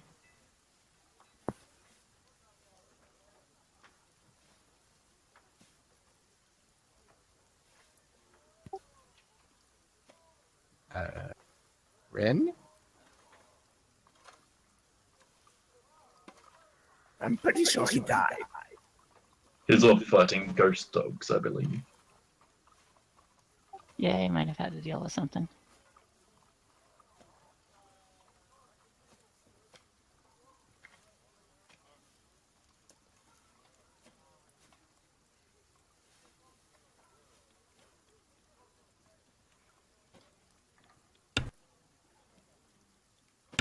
Sorry, I had to step away. We figured. Yeah. Alright, so you were heading to the inn, yes? Someone's opening someone the opened the box. box, yeah. Splend, to be more who's specific, someone? she was using the Strahd doll. Ren's using, Lynn's using the Strahd doll. God dang it, me. Stop Alright, hold saying Ren. on. Dial this back and run it by me again so I understand what we're doing. Tiefling girl is using the doll to In open the box. character. I wanna have the scene laid out. Oh. Flen, what are you doing? Oh, I put the Strahd doll on, and I'm using that as a buffer to open the box. Sir Gregory has Sighed relented and dismissively. warned them about the doll collection in Ezek's room. Okay, so that's what I wanted to know what was going on. So Yeah, send me that avocado.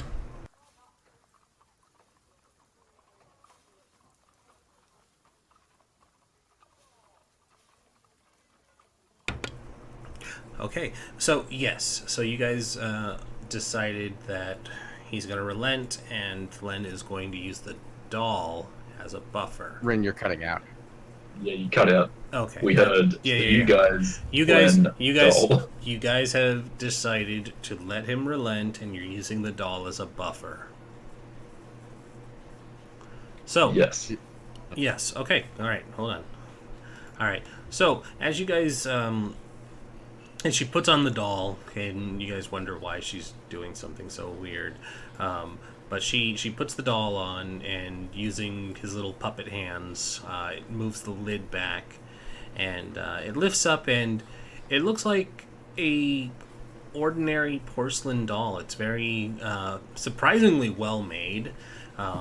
The likeness of a human female is uncanny.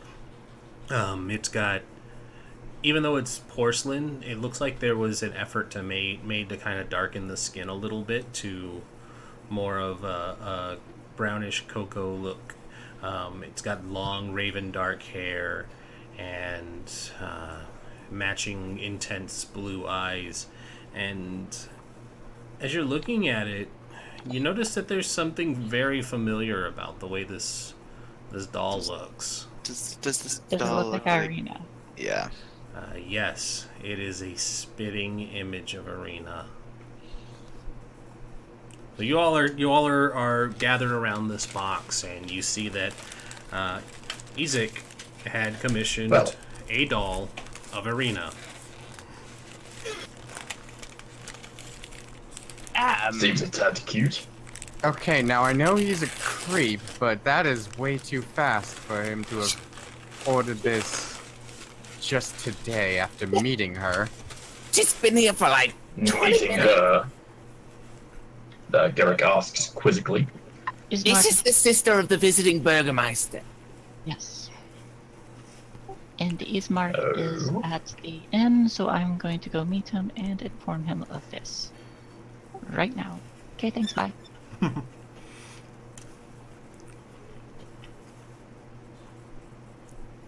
Is that where everybody's heading? Because Glenn starts to walk off now. Now she's the one wandering off. Is she taking the doll? I am taking the cart. Ren's in, Raziel's in the cart. No, I'm not He's taking- playing with the monkey. He's not paying any mind to any of this. I'm in the cart as well, and I'm looking at the monkey suspiciously.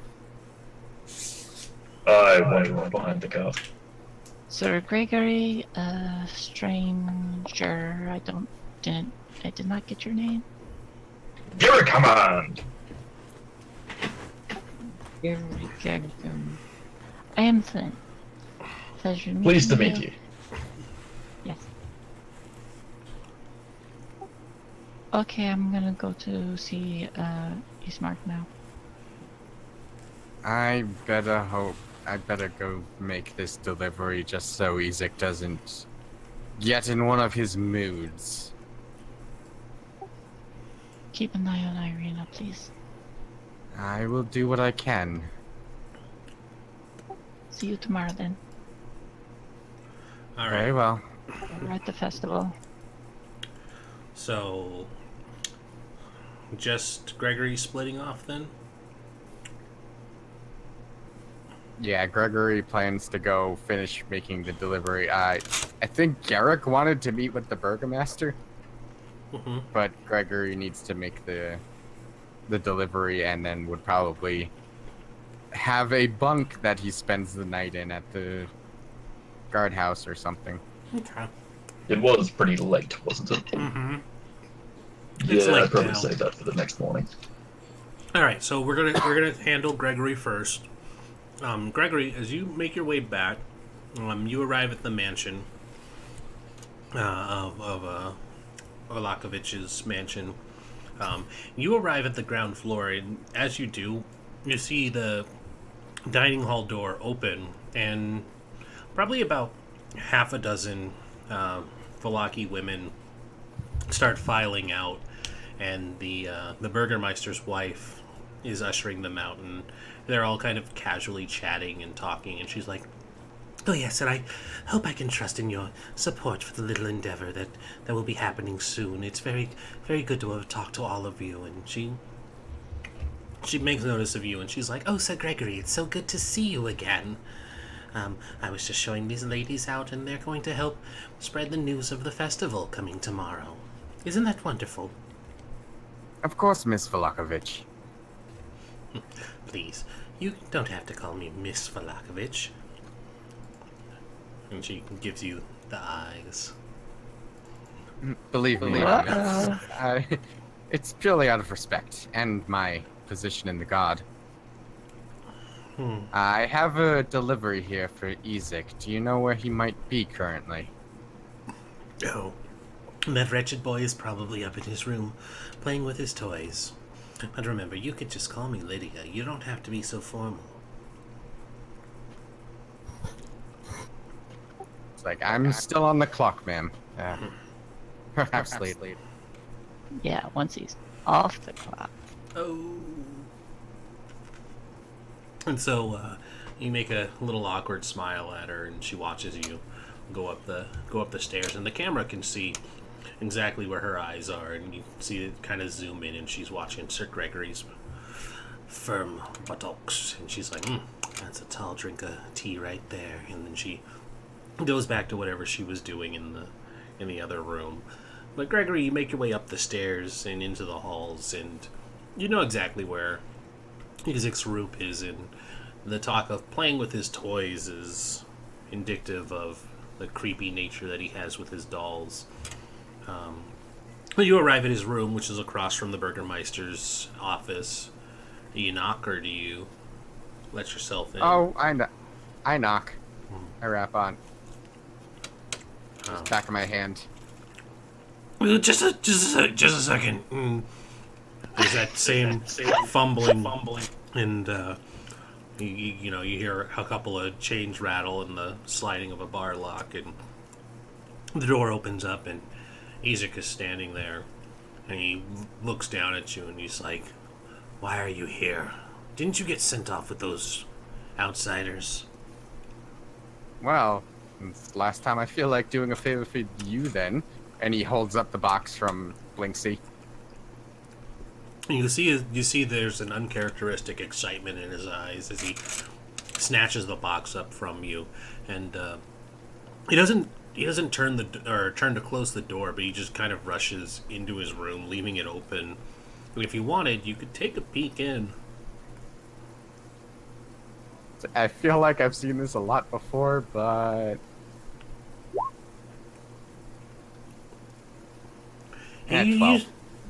You sneak a casual glance as you kind of go for the door to dismiss him because in his excitement he didn't close it.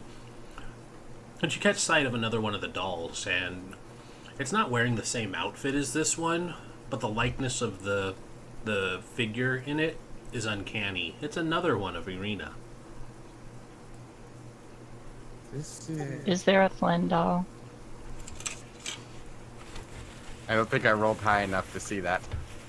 Well, you can try again if you want to look specifically.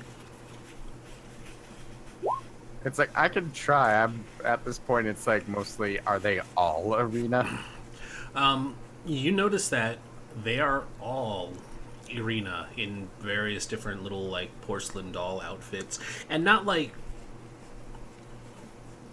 When I say doll outfits, it's not like, I bought this on the internet from some adult site. These are like, Victorian dolls where they have like the little fancy outfits and stuff. Right. But it's still creepy for a giant grown man to have these dolls. But as you're looking around... I'm pretty sure he's not a grown man. As you're looking around, you do spot one that's not very well concealed under the blanket on his bed. that has a pair of horns growing out of it. And blonde hair. He makes a mental note of this and closes the door. He's like, I saw nothing. It's like, I wish I hadn't seen it, but now I've seen it. Hey. There was probably also a sock there. Oh God. just to make it worse. Alright. So the scene cuts back. Cuts away from Greg as he's just like, I wish I hadn't seen that. I just noticed there's a giant shoe print on the map. What? The road makes its shape of a giant shoe print. I definitely see something different on the map. Huh, so I see this. She means this entire part here is... I'm just saying I see something else. yes, we say that. We were just too polite. Well, she brought it to our attention, and now I can't unsee it.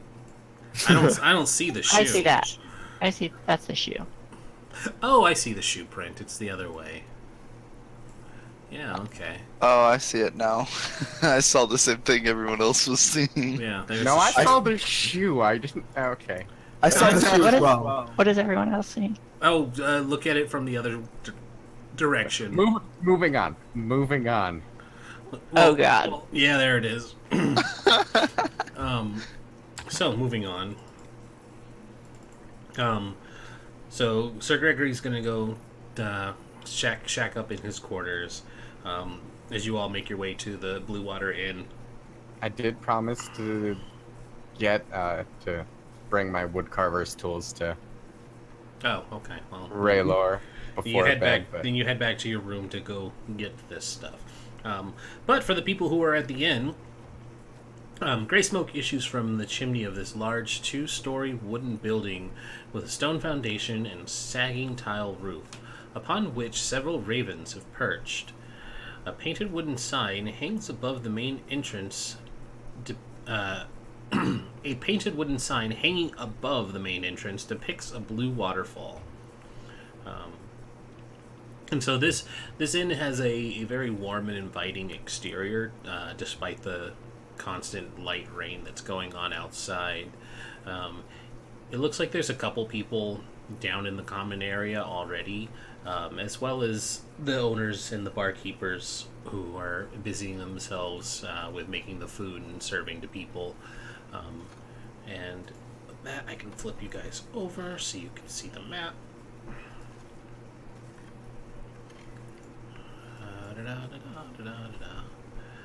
And I need to get your tokens over there too. Everybody but Morph. Actually, I'll bring you over too, just so you can kind of sort of see. But you're not actually there. fair.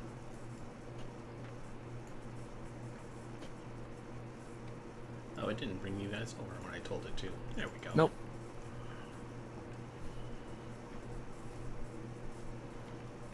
Where are we supposed to go? Dynamic darkness is all I see. Hello, oh, we have to go darkness, down. my old friend. Oh. Alright. Hello. So yeah, you guys are outside the inn here. I don't know why they... Is that water source there easily accessible without a need of, like, ropes and buckets and shit? The well? Yes. It's a well, my dude. Does it have a rope and bucket there already? Sure. Or is it, sweet, I go over there and fill up 2 vials of water? Okay. That's a 3-foot high stone rim that surrounds the mouth of this 40-foot deep, moss-lined well. The inn draws fresh water from it, so yeah, you could absolutely get your own. You say moss. That wouldn't happen to be phosphorescent moss, would it? No, it wouldn't. That's a bit of a stretch. A forge. Okay, I'll just get some water. Forge just cheered at us. Awesome. Oh, he just beat you, Max. So I'm gonna make sure that path is concealed as before. Okay. You're just gonna tuck him into the thing. This area over here, boop, boop, a little stable, but you'd have to hire somebody to get the little stable area secure, or get your wagon secured in the stable. Okay. But otherwise, yeah, the door's open, so y'all can head in. Wow, this is... Wow, they didn't flip anybody over. Hold on, let me take these people off of their overlays. Straight to the bar. Hold on, Hey, hold on. No. You know, I'd go to the bar, but I can't reach up He's to get here. the stool. He's here, because they're always together. Oh my god, they're Siamese twins. Varian, and probably one more, because it's not a busy night, but there's some people here. So yeah, as you approach, you see that there's a woman at the bar. Where did I think? Oh, there we go. Is Mark here? Yeah, Ismark is also here. He's sitting at a table too. He'd be. I'll move him over in a minute, but he would be at that table there. But you see a dark-haired woman with some gray streaks going in her hair. The one in the back there. She's the one manning the bar right now. And as you guys approach, she smiles and she's like, "Oh, hello, welcome to Hello. welcome to the Blue Water Inn. It's very nice to meet you all. We're ever so grateful to see you. If you're looking for rooms, they're going to be a silver each for the night, and we have an assortment of wines that you could taste. And the dinner today is a hearty vegetable soup with fresh-caught wolf meats. Thank you. A round of ale first, to start us. Sorry, we only have the wine today. If that's Ooh. all right with you, small friend. Which one? Which one of us? The one who she's actually talking to. My character doesn't know Alright. that. How much would a round of this wine set me back?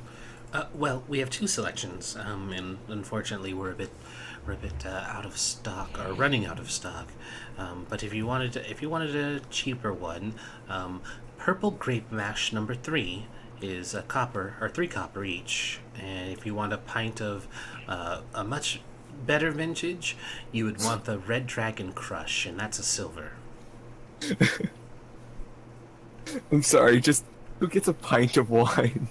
Well, that's what they're offering. Yeah, do us a round of the better one, please. I'd like a dinner and about the rooms. Eastmark over there. The visiting burgomaster already set us up. Oh, you're the friends of Ismark. Oh, Yes. how interesting. That is very, very good news to know. Yes, he had actually set that up for you. He went ahead and got you, and she counts. She's like 1, 2, 3. Oh dear. He only got 3 rooms for you all. Oh, that's because big fella over here, and by big I mean slightly bigger than me. He only just joined us. As he says that, I drop 5 silver on the counter. We all knew Gregor was coming back. I'd rack one up for him as well. I'm pretty sure he has a room at the burgomeister's. I mean, he did say he was getting those tools, didn't he? Yeah, he did. Okay, cool. Yeah, I'd rack one up for him as well. Okay. So she And doesn't here's the last of my coin. she doesn't object to anybody who wants to pay for a room, even if it's not used. But there's Ismark for you, Flynn. And so she's like, yes, all right, absolutely. So we'll get you the Red Dragon Crush, and then at least 1 bowl of the stew. And she looks over to you as well, Garrick. None for me, thanks. For now. Dwarf not eating. How weird. Dwarf. Well, with for no her, money, more specifically. For her, it's just a fat, short man not eating. How weird. Well, that wasn't her talking, that was me. I know, but still. Ismark, sorry for the delay. You all didn't get into Someone- trouble, did you? And he's, like, busy eating some of the stew. I give a sidelong glance to Raylord. Someone decided to show off his boomstick. Somebody wasn't keeping track of him, I guess. Yep. That's why I didn't allow him to use it in my town. Very smart. Well, I guess now I wanted to let you know, the toy maker whose window got crashed in had a doll made in the likeness of Irina for specifically Isaac. He kind of pauses and looks at you like you're kind of crazy, and he's like, are you serious? You understand how absurd that sounds? It's about to sound a lot more absurd. How on earth could he have something like that? How on earth would he know to do something like that? I suppose there are stranger occurrences, like what? Like me being capable of healing without asking God to give me powers. It is a bit strange, but how would Isaac even know what my sister looked like? I don't know. That is why it is very strange and very creepy. Also, that he is grown, I think. Grown? He is a grown man, isn't he? Oh, you're saying that he is grown. I thought you meant like he is grown. It's like, what? Grown? Grown what? He cast a large person on him. Yeah, I was like, okay, I gotcha.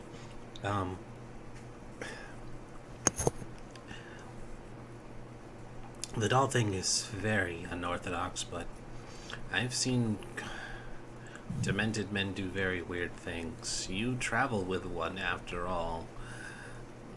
I just figured it was eccentric that he seemed weird in our meeting. I didn't think it would be anything this dangerous or concerning.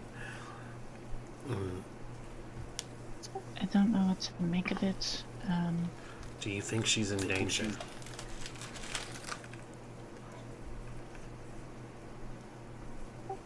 I honestly don't know. And Sir Gregory burst through the door. I don't know. I'll leave that up to Rin when I actually get there. You probably need to give them some more time. That's fine. Speaking of, I just do the rounds, handing out a drink to everyone, and then kind of silently wandering over to the table. Where Raziel is seated. He might be,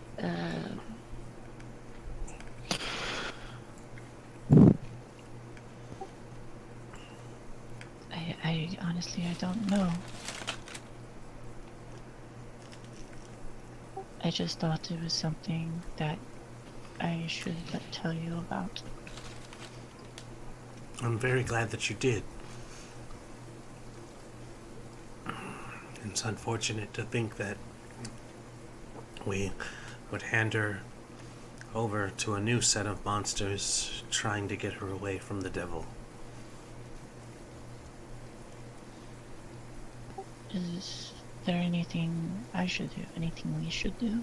Or do we just keep a close eye? I don't think there's anything we can do right now. It's far too dangerous to insist on taking her out or trying to cause something some sort of scene. Well, at least we're aware of this. Will you be here for the festival tomorrow? I will find an excuse to stay as long as I can to make sure she's safe. Now that I know what's going on with this. Okay. I'm very hungry and very tired. He kind of gestures over to the bartender woman and he says, Miss, excuse me, could we get another round of the wolf stew? And she smiles and she says, oh, absolutely. And then she kind of looks past the two of you and she says, oh, Rictavio, are you coming down for some food? And you all see that there's a man coming down the stairs. He's well dressed. He's got a bit of a flamboyant looking suit, but it's like a gold and orange, and he's got a bit of a receding hairline but slightly elongated ears, a pair of glasses, and he's leading with a cane as he walks down the stairs, and he says, oh yes, absolutely, I do enjoy your stew. I might have overheard a bit of a conversation about the devil, though. Is everything going to be all right? I thought the Burgermeister was shouting, all would be well, and he gives an exaggerated wave of the cane that doesn't seem to evoke any kind of laughter from anyone. And I chuckle. Except for the one gnome chuckle. But he kind of makes his way over to the bar, and he's like, but yes, I would love some of the stew. It would warm these old bones up just a tad. And you see him here. Hello there. Ah, good day. He kind of adjusts his glasses and he says, a gnome? Well. Oh, actually it's pronounced gnome, thank you very much. But yes. Well, tomato, my friend. It seems Barovia's turning over on its head after all. Not many of you folk who end up in the mist. Usually it's unfortunate humans, some elves, occasionally something weird that they think is okay to have traveling with them that ends up being killed for being different. It's all very strange, really. I pull my hood up. Oh, no, not you, my horny lass. It's not you at all that I'm referring to. Usually, you don't know. Usually they have like a shark man or a giant bird with like rainbow feathers that stands out ridiculously. But they're like, no, it's a perfectly normal and acceptable thing to see this parrot man walking about like he's part of the circus or something. And he says, allow me to introduce myself. I'm Rictavio, the circus master of all things. I actually have a parrot man if you'd like to see it. I don't. Really? That's a joke. Oh. I know. It's more of an icebreaker, really. Let you think that I'm not very tolerant of weird and exotic things, but as a matter of fact, everybody's a little bit weird. Oh, you don't know the half of it. Or do I? I might know the Do 3/5 of it. Oh. What about the 7/8? The 9/4. Oh my god, it's a taller version of Raziel. I think I like Garrett gets Raziel! up, walks to Flynn's table just to distance himself. Well, it's, I'll be buying my friend here a drink as well if he likes. And she kind of, you see her just groan as well. And she's like, Rictavio, please, don't, no. All right, Red Dragon Crush for me then. And, so, my gnome, and he, like, air quotes it, friend, what brings you to Barovia? Oh, just some, Wait, crap, wait. I forgot what they're called. Uh-oh. Better make it up. just some Vistani. They offered me some wine. He holds up a hand and stops you. I'm sorry, did I hear you correctly? I don't know. Do you have a hearing aid in? No, my hearing's just fine. Did you say Vistani. Yes. Are these Vistani friends of yours? I mean, they ran out of wine, so it's kind of a gray area. You shouldn't trust Vistani, friend. They're backstabbers and murderers. And like check this taller version of Raziel. Absolutely. Yeah, he genuinely believes what he's saying. Well, they seemed nice enough whenever I was there, but like I said, they ran out of wine whenever they promised that they wouldn't, and they weren't all that interesting. Well, it's lucky you. I'd just like to kind of have a quick gander at the other people in the room. The people who aren't currently engaged in conversation with any of us.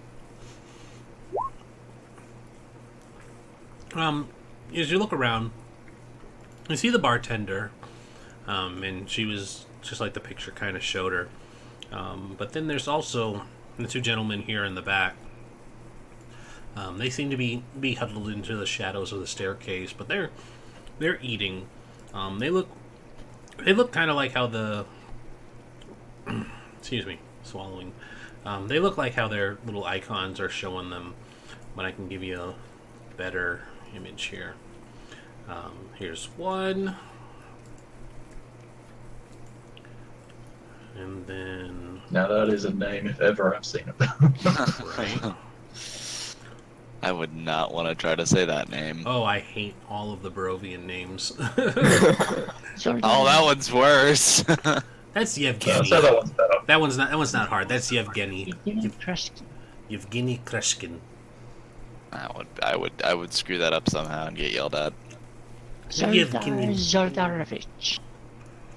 Yeah. Sorry, burping. The two of them seem to be more focused on their food. But the bald bearded one is much taller than the smaller ratty looking one. They don't seem to pay any attention to you as you're looking them over. But you could admire a good beard even from one on a human. Yeah, that's a looker. That catches my eye for a moment. Oh yeah, does it, huh? Wink. But yeah, they seem to be talking to themselves very quietly. The smaller one doing more talking, and the larger one just kind of or giving very small, rumbly responses as they're eating. But they're not paying attention to any of you. Can I hear what they're saying? You can try and listen, sure.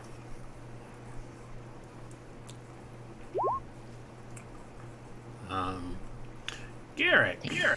Or no, that was your old one. Glenn. No, you can't hear him. You're too far away. Okay. It's about this time that Sir Gregory would start approaching. But Octavio is still talking to Raylor, and he's like, "Oh, it's a very good thing that you were able to get out with your coin purse and your life intact, friend. Don't trust any Vistani that you see. There's nothing good that could come from people like them."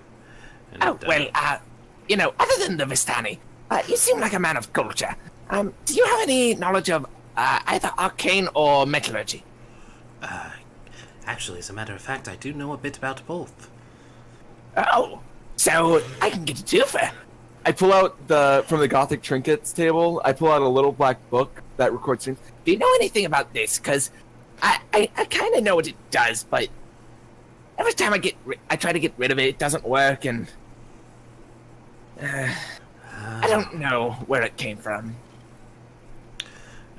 No, I'm afraid I've never seen something like this. And he kind of adjusts his glasses and he looks it over and he's like, it's a very strange thing, but it looks like it's something personal to you, so I would hold on to it.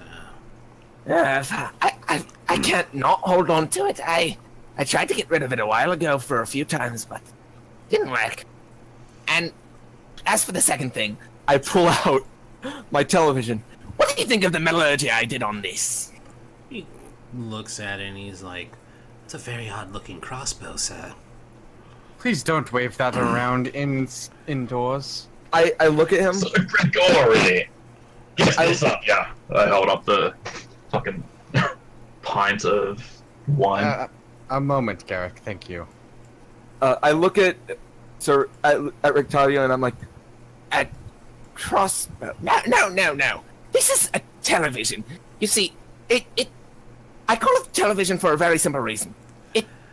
I imagine it's not simple at all, but you'll tell us anyways. Yes, well, this is what it means. Terminate enemies' lives. Even vicious, isometric, sanctimonious, isolated optic necrophiliacs.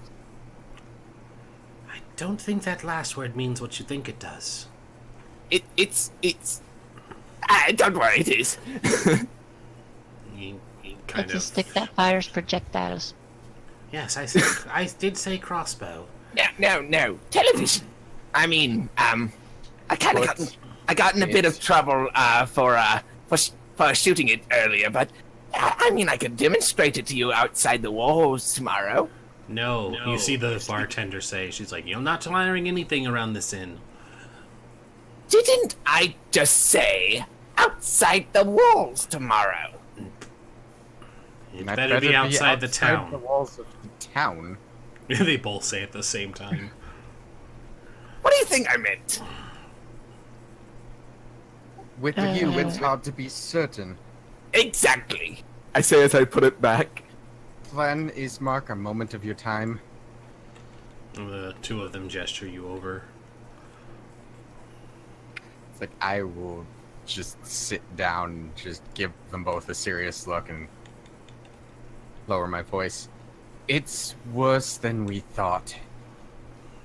What do you mean, Wes? I slide the pint of wine over to him. I'm guessing And Glenn then informed you of one the... taken out of it.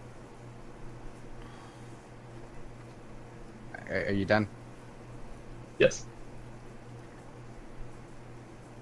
Start over.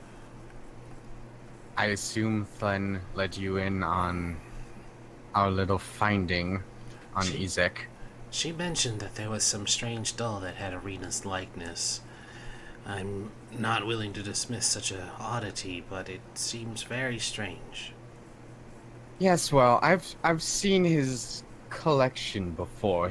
It always struck me as a bit odd that someone who tries to pass off for a full-grown man has an entire room filled with these things. But it isn't until I met your sister and Flynn noted the similarities between this most recent doll. I got a good look at the dolls again. Nearly every single one looks like your sister in different clothing.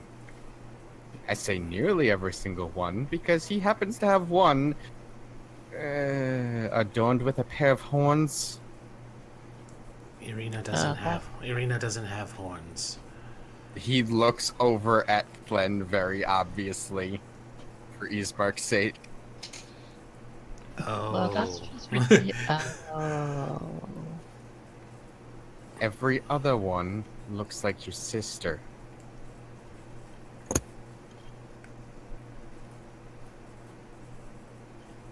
And I know for a fact he did not get all of these commissioned in one day. Well, I suppose if there's any consolation, it seems like he's more interested in you now than my sister. And he, like, forces a smile, like, yeah, that's totally acceptable logic. Okay.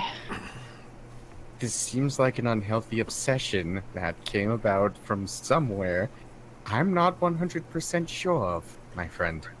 How long has he been getting these dolls? As long as I've been here, he's had this collection. Is that right? Yeah, absolutely. And he kind of looks down into his wine, and he's like, but how? It's been months now. She's never been to Vallaki. There'd be no way he would know of her. He's never been to Barovia. I don't think he has.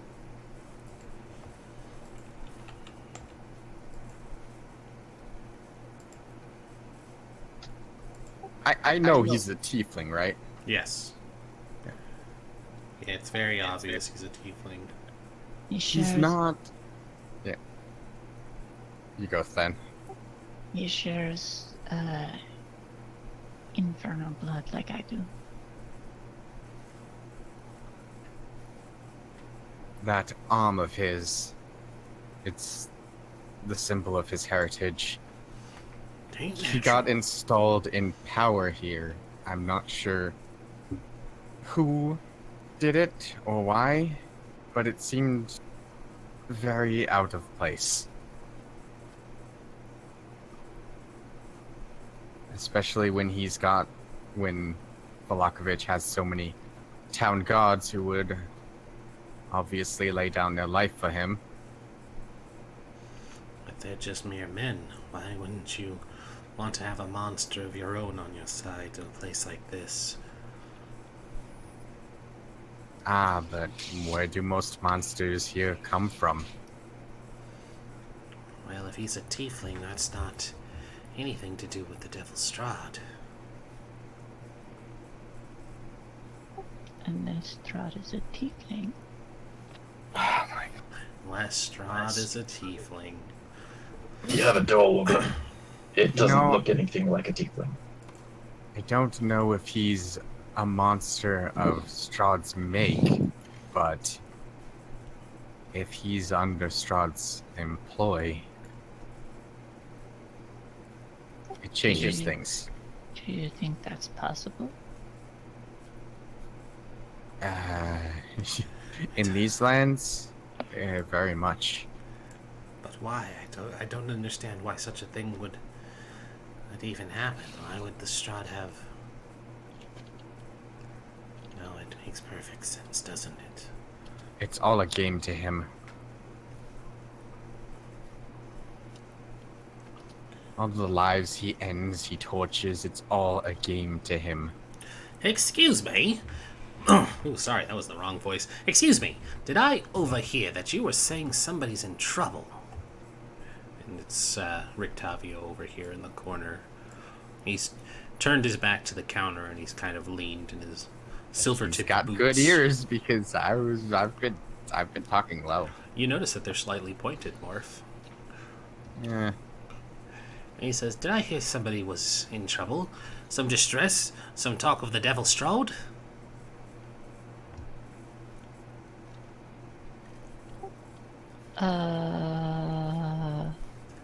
Don't worry, he's a friend of mine. That Like, that makes it doesn't better. clear up any sense of worry I have. Can I insight check to Good boy. figure out if he's trustworthy? Absolutely. I vouch for him. He vouches for him. I have no idea. Yeah, he seems, I'm seems on gonna- a level. I'm gonna That's gonna quiet. get me an insight because Raylor vouches for him. Yeah, I'm also going to insight him. Okay. 14. Let's see if I can find my insight check. Wow. I got a 13. All right. Yeah. He's not putting off any odd symbol or signals to you two. He seems genuinely curious to hear a bit more about what's going on, and of course, Rylor's vouching for him. Yeah, like I trust him. I'm a very good judge of people. It's just, not a good judge of what to do. Wow. Well, when you put it like that, friend, it really does give them that vote of confidence about me, doesn't it? Exactly. He looks least at you he's guys. self-aware He enough looks to at you admit guys and it. shakes his head. He's like, mm-mm. So, theoretically speaking, if I dogs. was in danger of Strahd, for example, what of it? Well, I imagine that if you are in danger of Strahd, being in a place like this isn't very safe for you either. You'd be safer on the move where he can't catch you.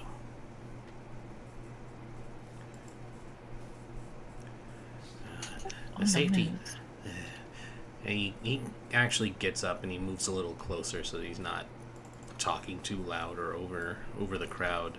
But he moves over to the table with the short dwarf man, and he says, "If you were really to ask me, the illusion of safety in this town is just that, an illusion.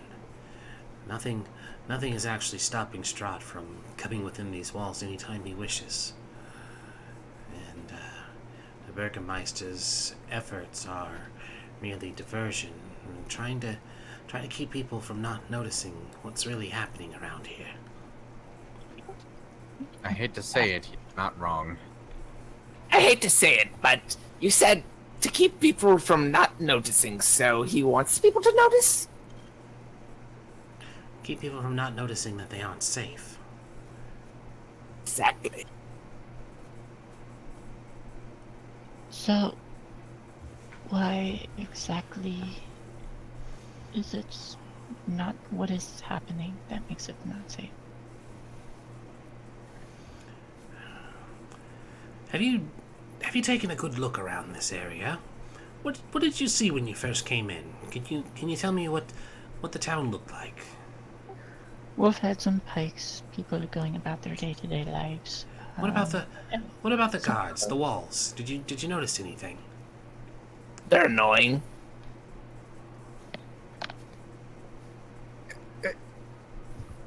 Did you notice anything when you came in?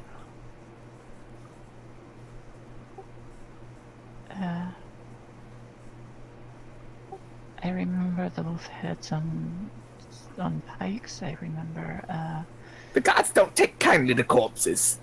There are usually 2 guards on duty at any of the doors into the town. Yes, but beyond that, the walls, my friend, they were just wooden palisades. Do you really think wooden walls and men could stop someone like Strahd? We're not safe here. We have trouble keeping the monsters out sometimes. Yes, exactly. It's more of that people are being kept in than keeping things out. And it's not that it's not for their safety. People are plenty safe here. But if the devil truly wished to turn his attention on a place like this, like say to capture your friend's sister, or to get your adorable little horny friend here for one of his new evening delights, nothing would stop him. I look at him. You don't know the half of it. I mean, do you know how many husbands she has? I would imagine quite a few. Like I mean, 7? No offense, my dear. I'm sure you're quite a woman of value and virtue. Can we focus back on the devil? Absolutely. Should he ever want to come in here, walls and men have no chance of stopping him. It's an illusion of safety, as long as the people believe they're safe. And they are. But the moment something bad happens, he just lets it hang in the air. the people over at the temple, they seemed unsettled. On edge, yes, of course. Because even the dead get through sometimes. They see that the power of the Morning Lord isn't as strong as it should be. It's not hard to know that things aren't the way they're supposed to be.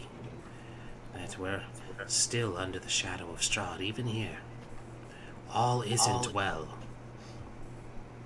And the Morning Lord, what kind of deity are they? Well, he's a sun god, of course. It's right in the name. Have you seen the sun since you arrived? You'd Is more his likely know presence him as vacant? I did not hear either of you. Lysander, I know. Yes, of course. And you don't see much of his power here because there's no sun. Is his presence here at all? Well, the gods are still here. Just muted. Very, very weak. This is a realm of darkness.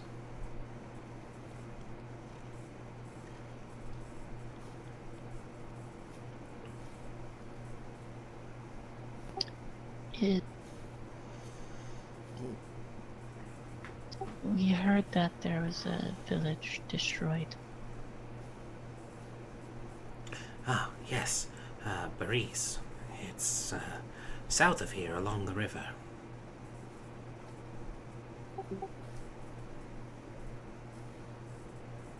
What about Krezk? Krezk, that's west of here. I believe that's where they have the wine shipments. They haven't heard from Krezk in some time. I know and he kind of looks over to the bar and he sees that the woman is gone, but the man is there now, and he's like, "Oh, Erwin. Yes, I know that Erwin has been waiting for shipments from the town, and he hasn't gotten any wine, and their stores are getting very, very low. You might want to talk to him about that." There is rumor that it was destroyed or attacked or something. That would explain a shortage, yes.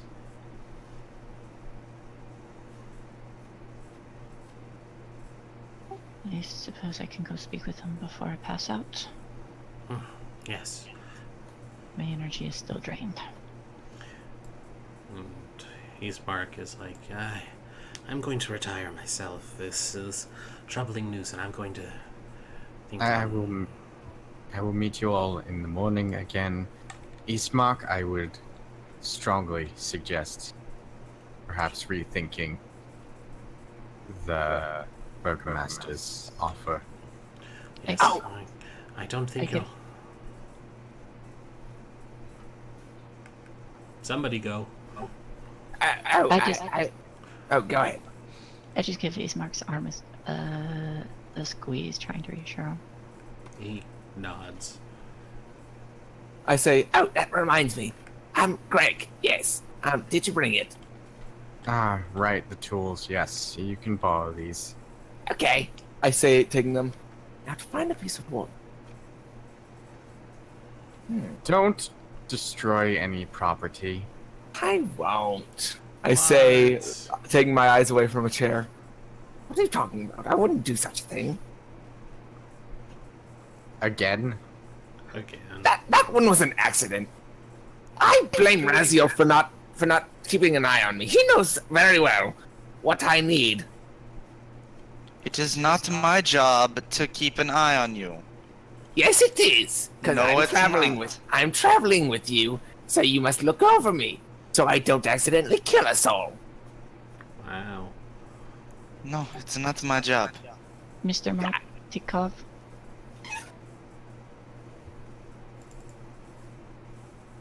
And he looks up and he says, "Yes, what can I do for you, my dear?" I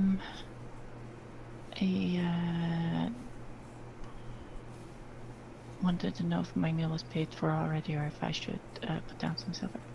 Oh no, the young Burgermeister already handled all of that. It's a very good lad, that one.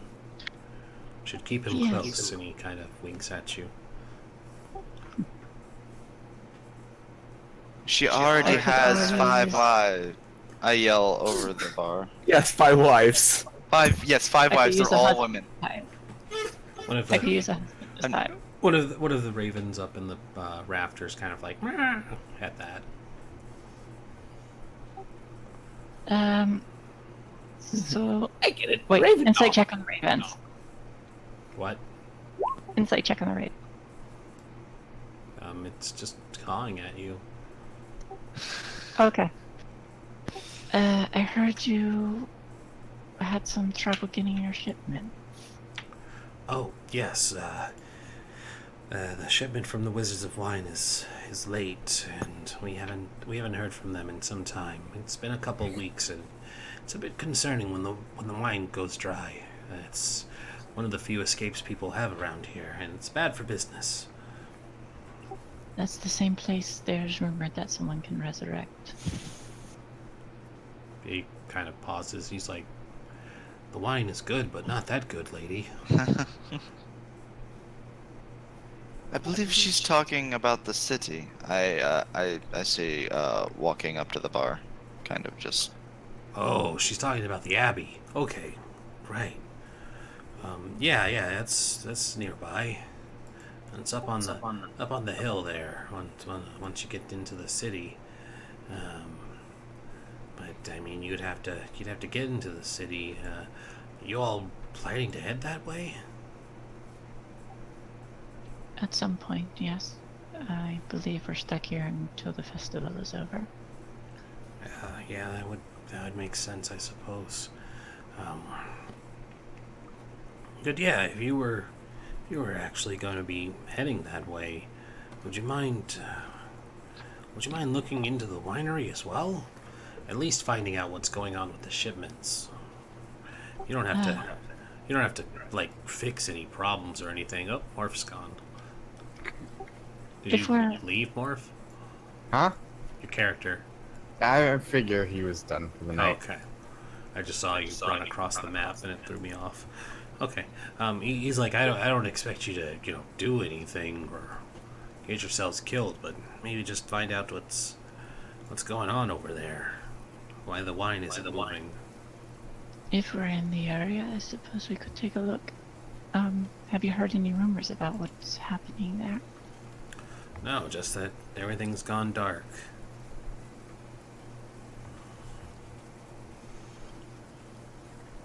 Okay.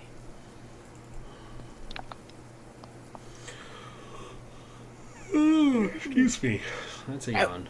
By the way, barkeeper, yes, I have a favor that I have to ask of you. No, you can't fire your weapon in here. I wasn't going to ask that. Don't worry. But I want to know, do you have any, small-ish sort of logs that you use for firewood that I could use? Because I've been wanting to carve something. There's wood outside. Okay. He kind of gestures. Wood. Wood. I grab a few pieces, and then I come back. Where's my room? The guest rooms are you take the stairs outside up to the next floor, and I'll be down on the end there. Let me move you myself. Are you just dismissing yourself for the night? Yeah. I also just kind of as he says this, just kind of wander out just to my room, so you can throw me there too. I keep selecting the wrong ones. Or not the wrong ones, but on the wrong screen. There we go. Boink.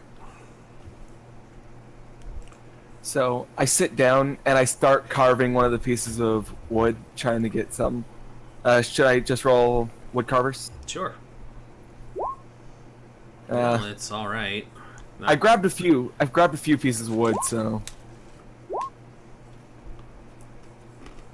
All right, 2 come out good. 1's a piece of shit, and the other's all right.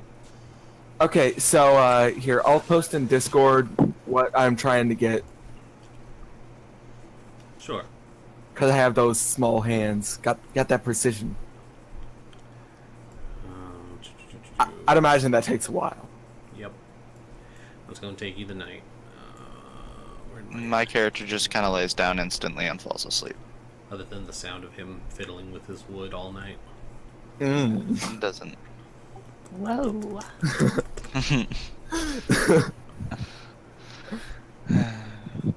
I mean, he said it, not me. He did. Thank you, Mr. Martikov. Yeah. Probably after the first 2, I go to sleep, then I wake up and work on the other 2, you know? Or like, about how long in hours would that take for all 4 of them? Probably take you about 3-4 hours. I don't know how wood carving actually works, so sure, 3 hours and you get tired. Okay, so 3 hours, then I just go to sleep. I'm gonna head up to my room as well, and as I'm passing those 2 hunter-looky types, I want to try to see if I catch anything interesting. Okay.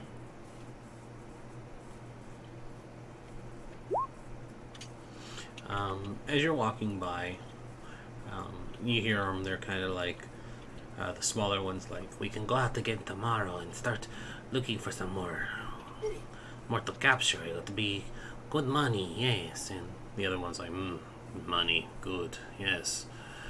The wolves are getting restless. Yes, we will set more traps and make sure the wolves don't get too far. And then both of them kind of turn their heads to regard you. I pretend I did not hear a thing and keep walking.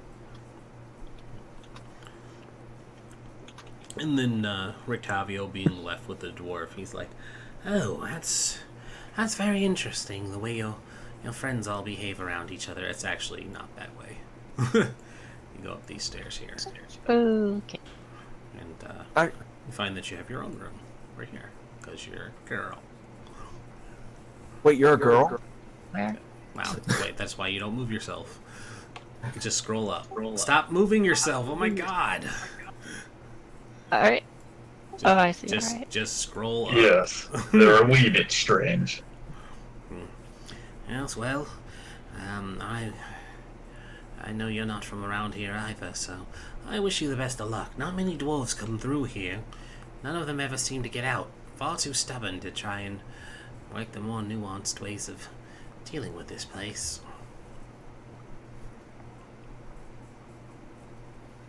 Well, you have a good night and enjoy the rest of your drink. And he kind of like taps the tabletop with his cane and he starts making his way up. He says, "Oh, Yes. when you see your friends in the morning, let them know that I want to have another word with them. It's a bit important that I explain to them the real nature of the things that are going on and some more information that they need to know. Things they didn't really inquire about on their own." And he just leaves it at that and heads up Of the course. stairs. Will you be frequenting this inn, or? Oh, absolutely. I have a personal room up here. When I'm not performing for the circus or looking for any talent, and he kind of like gestures around the otherwise empty bar. Yes, the talent is a bit dry this season, so I'm going to be here for a while. Easy done. I'll remind them in the morning. Verily. Have a good night, chap. And he's gone up the stairs.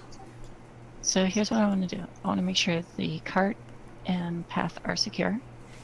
And then when I go to bed, I'm going to make one bed look like it has a person in it. And then I'm going to take the blanket from the other one and kind of sleep on the floor on the other side of the bed. Not under the bed or anything. I can sleep under the bed. Okay. Anybody else doing anything? Dwarf, when are you turning in? By the way, can you check Discord chat? So is that okay if I make the second one a wolf? After the first one turns out good as a dragonfly? Oh, that's the wrong chat. That's why I couldn't find it. That's Alex shitposting.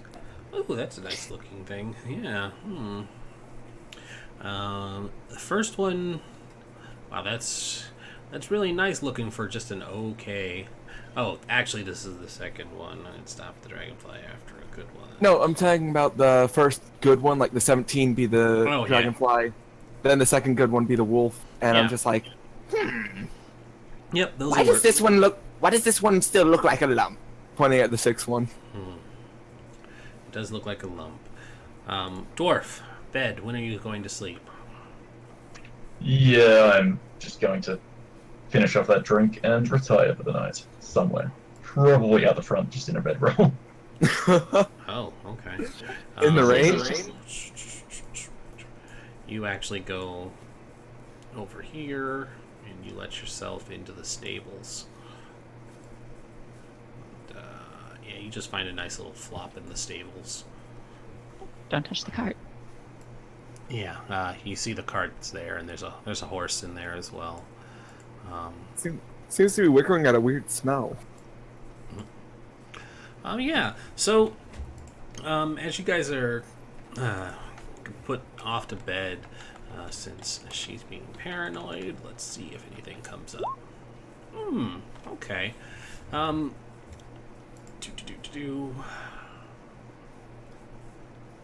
Yeah. So it's probably like 3 a.m. Glenn, while you're in your room, sleeping under the bed. You hear the sound of the door open, and there's some like soft, like actual attempts at being quiet footsteps. It makes its way over to the bed over here where you set the lumps, and you can hear them. They're probably right about here at the foot of the bed as they're approaching. By the time you hear it, do you want to do anything? Am I able to see anything with my dark vision? From under the bed, you can see a pair of feet. Can I try to get a better peek without being seen? You can absolutely try and roll stealth. Just hope they don't have dark vision. Shit. Yeah, your horns scrape the underside of the bed, and the figure kind of pauses and turns that way, and you see the feet start to move closer, and then the person squats down, and it's Ismark, and he looks at you and he's like, "What on earth are you doing under the bed?" It feels safer in small places. If you were worried about sleeping, you could have said something. Sorry. And I'll crawl out from underneath the bed. He's like, "Are you so worried that you might need company?" Are you flirting with me? I was checking on you because I was concerned. I could use company, yes. And that'll fade to black. It's morning.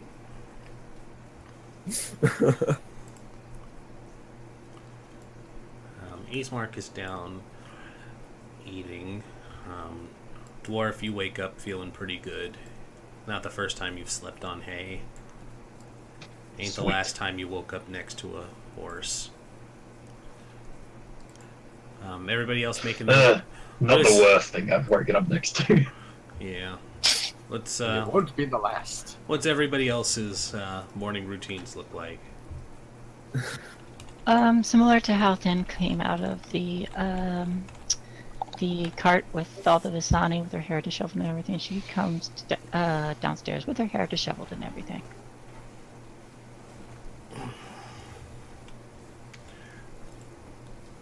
Since I stayed up a few hours later, I'm still sleeping. Mhm. My bed, like the foot of my bed, is covered in wood shavings, and I have the 2 good wood carvings, and one in each of my hands.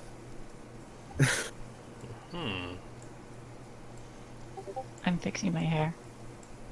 Gregory was up by dawn and is probably arriving soonish.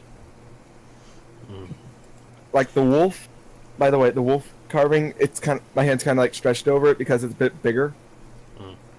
Good dog. I shall name you Bath.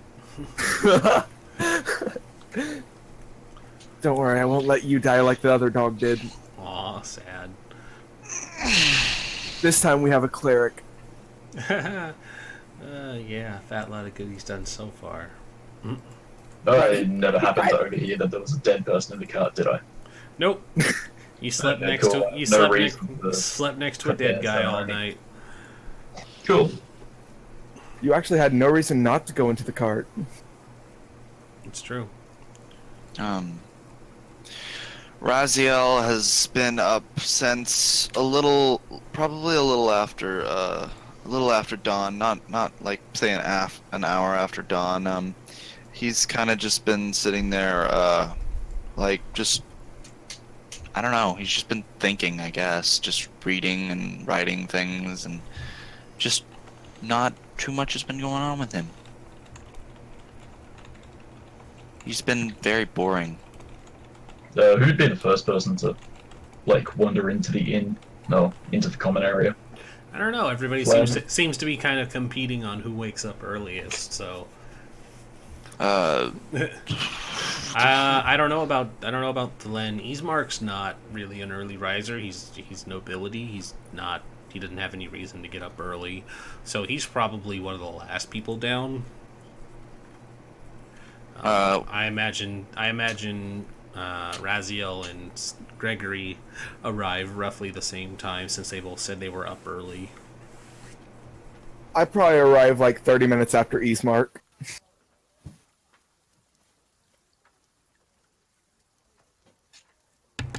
Alright, so yeah, probably Dwarf.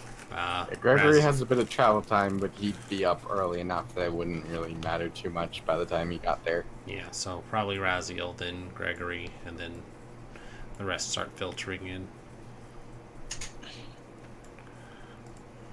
Okay. When Raziel finally wanders out, wander up to him and kind of give him a friendly nudge. The strange, tall, lanky fellow from last night requested a word with the rest of us.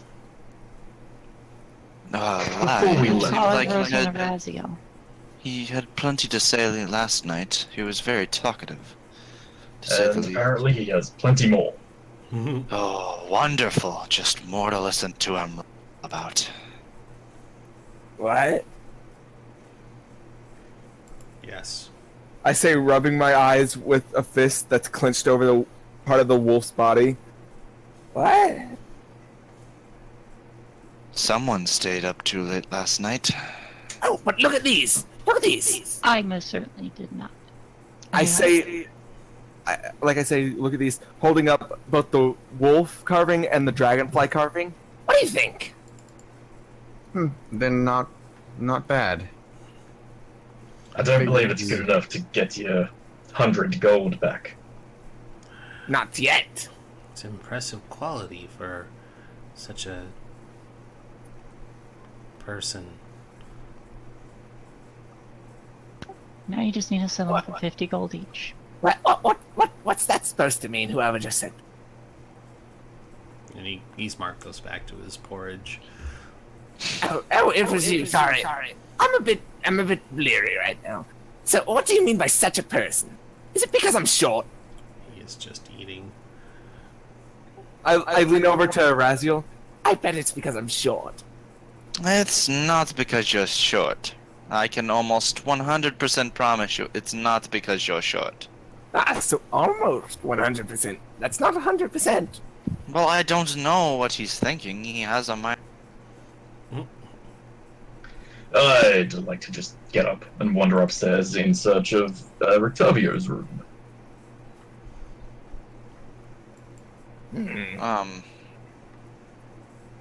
Have fun. Yeah. He did say he wanted you all. My plan was to get him and bring him down here rather than invite everyone up to his seedy room. I go over to the bar. Do you have pancakes? Dwarf. And you see a small little child with like white hair, and he kind of looks at you and he's like, "Oh, Mom can make some pancakes if you ask her nicely. I'm just here helping to work the counter." Thank you, small boy. I'm small too, but I'm not a boy. Are you sure you look like it? How'd you get your beard to grow so? Well, it's part of the things that comes with being 156 years old. That doesn't sound true at all. Well, it's because I'm a gnome. That just sounds made up. Just let it go. Gregory puts Raylo. just a hand to his palm. I look at Red. Raziel. Why does everyone think I'm a midget? I'm just a gnome. Because I told you why. Sorry, did you say something? Oh my god. You know, you could just pretend to be a midget, then they'll stop, you know. I won't disrespect my heritage. How dare you suggest such a thing, Thren? I thought that we had a great friendship going on. I figured you understood. Sorry, I'm a terrible person. It's okay, Glenn. I forgive you. So, ma'am, yes, could you possibly make some pancakes? Oh, yes, absolutely. I could make pancakes for you all. Did your friends want some too? Kind of have to make them in bulk. Certainly, yeah. I'll take some. It doesn't seem like a bad idea to eat something. Sure. Everybody give me another perception check. Can I get some with sausages, ma'am? Absolutely. Oh, me too. That seems great. Where's my Did I roll? No, I didn't roll. 13. There we go. 16. Ha, I got 16 as well. Instead of noticing anything, I guess I just lean back and admire Ismark's ass. Everybody but Thelen, who's busy. There's scattered about the rafters, usually sitting in like trios or quartets. There's about 9 ravens sitting up on the rafters now. Can I roll like insight on all the ravens to see if any are being like magic, or would that be arcane? Like I just want to see if any of them are magically. You want to see if they're magic ravens? Yeah. Yeah, you could do an arcana. Oh wow. It's a totally different kind of magic, but those ravens got you enchanted. They're like, wow, this is. I squint at them and I want to roll as well. Like, No, you don't see anything special about them. They look like Right. ravens. I lean over to Gregory. Hey, Greg. Do you think I should shoot him? I think you should keep that away while you're indoors. But it's so fun. You've Meanwhile, been told not to fire that in this establishment. I know, but it's fun. All I see is blackness. Good. Not, Hello, not the darkness, people who have to my be old responsible friend. for you. Raziel. How about this? Whenever we get outside the walls, I'll let you shoot it. I swear to you. Best experience ever. Can Don't want to fire your television. Shh. You want to fire my television? Raziel like speak with animals as a ritual? I can. It's a first level spell. Upstairs, Which is one of my spell slots. Ritual? upstairs, the dwarf knocks on the door that leads to Rictavio's room, and you hear, "Oh, just a second, chap. I'll be right there." And then a little door opens, and stands the half elf man, and he says, "Oh, it's you again. Hello. I see you're lacking in your friends. Are they not up yet?" They're all waiting downstairs. "Oh, it's a bit of a private matter, if you understand. Not really something we should be talking about in public." I'll be back in a jiffy. I did say that I wanted to talk to them up here. Raziel, I didn't ritual catch spell that. uses- Ritual. Garrick just turns around and walks back, defeated. Like, far enough down the stairs that he can just call out to everyone else. Yeah, you can lean over the rail because you can see down below. Alright. Wait. Actually, Guys, I'm not sure why. might need your attention up here. Ritual just means you spend an extra 10 minutes casting it. You take your Uh-huh. And it maracas doesn't out. consume a spell slot. Yeah, and you keep the spell slot. Oh, okay.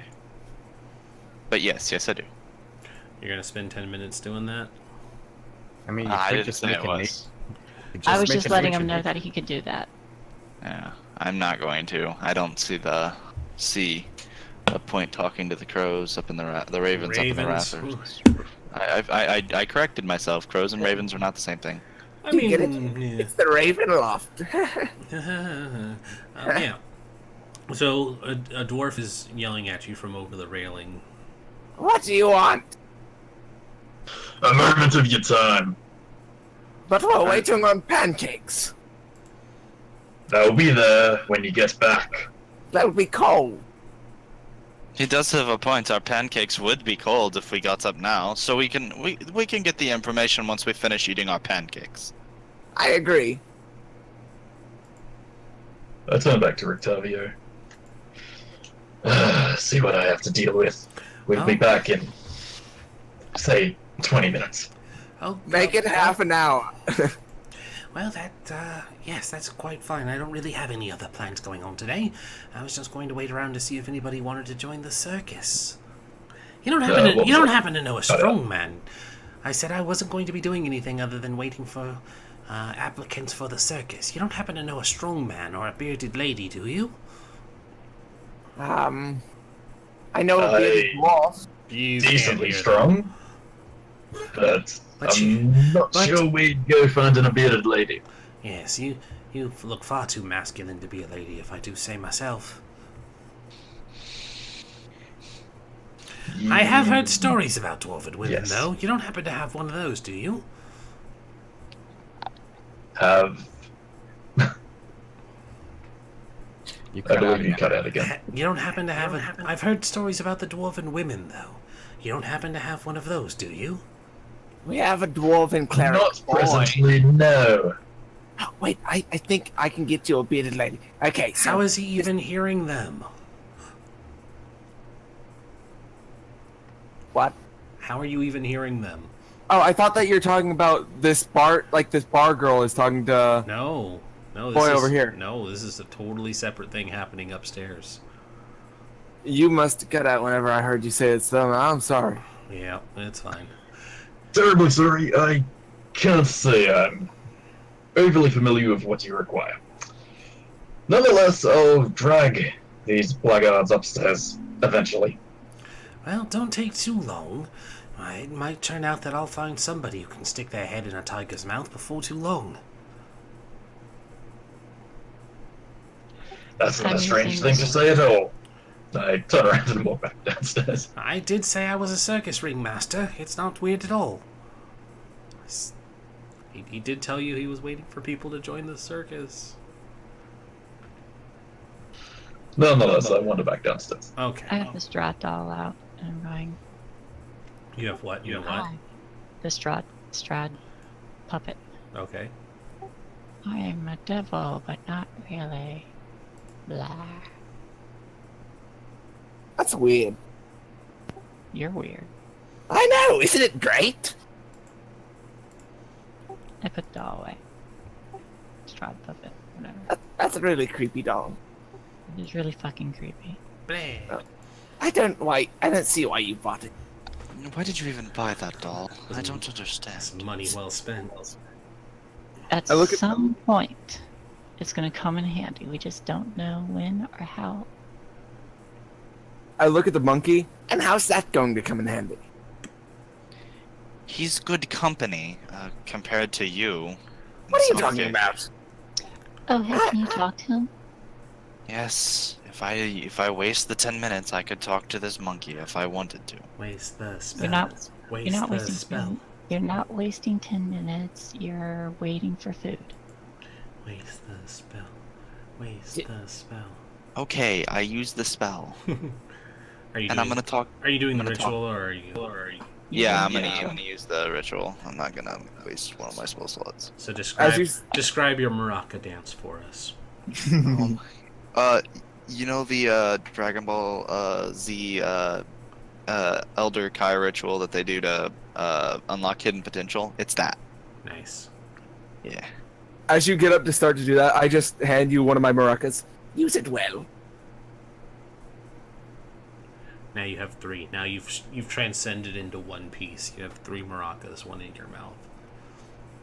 Oh man, I'm Roanora's now. You have transcended. Yeah. So after 10 minutes of doing this dance for the amusement of all the I'm gonna- people here. So, can I only talk to a certain animal or all the animals in the room? what does your spell say? Well, we might as well just pull that up, shall we? Might as well just go ahead and link it so we can all see it. Yep. I think it's one animal. I think I'm gonna end up choosing something other than the monkey. You gain the ability to comprehend and verbally communicate with beasts, plural, For 10 for minutes. duration. The knowledge and awareness of many beasts is limited by their intelligence. At a minimum, beasts can give you information about nearby locations and monsters, including whatever they can perceive or have perceived within the past day. Don't talk to goldfish is what they're saying. You might be able to persuade the beast to perform a small favor for you at my discretion. Yes. Okay. Well, let's see how my monkey's doing this morning. So, my monkey's on my shoulder, right? Mm-hmm. Well, so- actually, it's kind of it's like laying and snoozing on the tabletop. Okay, so it's basically asleep at this point. It's napping. It's lazy. It's a Okay, lazy so animal. I'll talk to one of the ravens up in the rafter. What do you say to the ravens? I just casually ask it. So, ravens, how's your morning going this morning? Oh, The ravens all kind of look at each other. No answer? So, Nope, no answer. Are So- they ravens? I'm fairly certain they're real. Are you real ravens? I asked them, just stupidly, out of curiosity. See them actually kind of like look to each other, and they're like, they flutter their wings a little bit. It's like, Yes. I'm fairly certain they're real. What did they say? That just answered the question that they're real. I mean, that's what I asked them. What's it sound like when they talk to you? Like a raven, but I can understand them? I don't know what else you want me to tell you. you're getting a distinct feeling that while they understand you, they're not responding. Intelligent. They're not responding. They're also not very responsive boogers, are they? They're not giving me much information. They just seem to be watching and observing me. Ignoring us for the most part. The little boy behind the counter is giggling to himself. What about I lean over to the boy. Yes, he gets like this sometimes. It's kind of weird. Oh, it's funny. Yes. In a weird way. Yeah, in a weird way. He's weird. What about the monkey? What was his name again? Piccolo. Oh, so like the Dragon Ball Z. Well, no, Or like the horrid instrument. Yeah, I was gonna say like the musical instrument, Oh. which is what the Same thing. TBZ character is named after. Yeah, so I mean, the same thing, basically.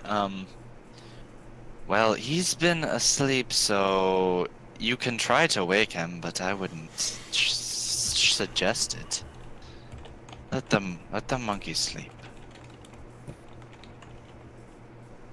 We spoke with the animals in the room. I would say about 10 minutes past now, and the spell wears off. I mean, you have time. I do, but okay. I wake the monkey. I kind of like hold a grape or what's in the room that I could feed it. The little boy. Yeah, the little boy.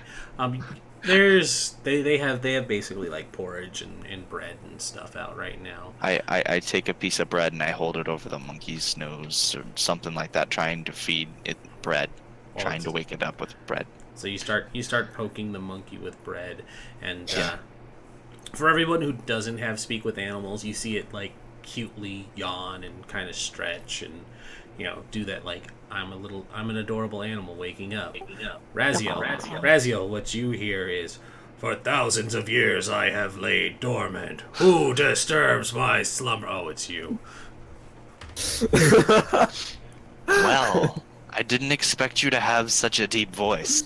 Yes, well, not everybody expected you to be able to talk to animals. I'm a druid. I mean, no one ever expects me to be a druid, I guess. No one asks. Yeah, I kind of expected you to have an oversized sword and an inferiority complex. That's what most people think. And both my parents are dead, so it's fine. Oh. I can't have a parental complex. Oh, you're an orphan. That's real original. Everybody else sees like the monkey is just sitting there, just snacking on the bread, and it's doing monkey squeaks at him occasionally. It's not very original, I guess. Well, I mean, does it make it more original that I murdered them in cold blood? no, it doesn't. Good to know. Is there something you actually needed, or? I was just curious as how you are this morning. Well, If you had... well, some jerk decided to wake me up, but at least he gave me bread. Well, I did not want to disturb you. It was everyone else wants to know what I can do talking to animals. They knew I could speak with you, but they didn't know. I don't know. Do you have any like weird awkward information about the town you could give me, like maybe about the man I bought you from, or like anyone that goes into his shop? Oh, well, Linsky is, he's just a toy maker. He's nothing special. But, Rictavio, that's a real character. Hey, tell your dwarf friend he's got a lot of tasty-looking mites in his beard. You should tell him I could clean that up for him. He's got what in his beard? Yes, mites. Ah, okay. I could clean that for him. I tell what's his name? Garrick? Garrick is Yep. Garrick. I tell Garrick that my monkey says you have mites in your beard and that he could clean them up for you. Yes. A sad state of affairs. I've been on the road for quite a while. I haven't had the most time to brush and groom it. The monkey Terrible of me. the monkey jumps from the table and lands on your shoulder, and he does, as he says, he just starts kind of like rummaging through the beard, and you see him just occasionally shove something into his mouth, and he's like, yeah, that's good. I don't even argue. I'm glad you got him on my side, but you were trying to talk to the ravens. That's adorable. I thought you were asleep for that. Yeah, but you're noisy. Yeah, so yeah, you can't talk to those. You have to talk to animals, smart guy. Good job with that. Well, I figured birds were animals. Oh, you're the druid's trying to tell me what birds are animals. Yeah, you should probably give that another look over sometime. Yeah. Hey, your 10 minutes is up though, so bye. And he just shoves another one, and he's just. Okay, so I guess I did get some information from the monkey after all. He says, what was that man's name again? God dang it. Yes. Oh, the Rictavio. yeah, Rotabio. Don't help him. He doesn't learn that way. Okay. Rotabio is a real character from what he says. He didn't give too much on what that really meant, but You needed the monkey to tell you that. Hey, the monkeys. I'm just passing along information. I can already see He's that in he's the crazy. circus. I bet he Ah. has the cutest voice. Yes, the cutest voice. God, it's so deep. The monkey looks up from what he's doing and just gives one of those like toothy monkey smiles at Glenn. Also, the birds are not real, I guess, from what he's telling me. You see the monkey, That's what I deduced. monkey face palms. What do you expect, monkey? I can't understand you now, so... I look at all of the people are watching you yell at this monkey. Raziel. You do realize that not only is that a monkey, but he's outsmarting you right now. Yes. Yes, he is. I understand that. What were his exact words? His exact words were like, "You were talking to the ravens. That's adorable. They're not animals," or something to that effect. With that information, can I look up at the ravens again and study them to see if there's like some weird magic glint to them or something? I don't know. Yeah, give me a perception check. By the way, like how high up are the ravens? High enough for where the rafters are.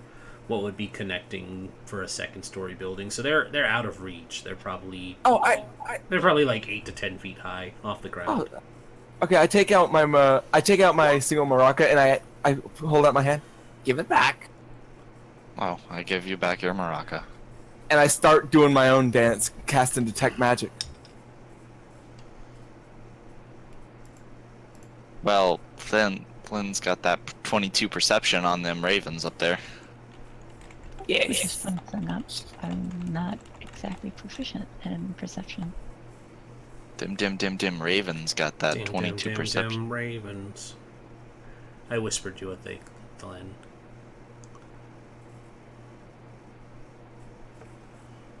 They're all staring at me.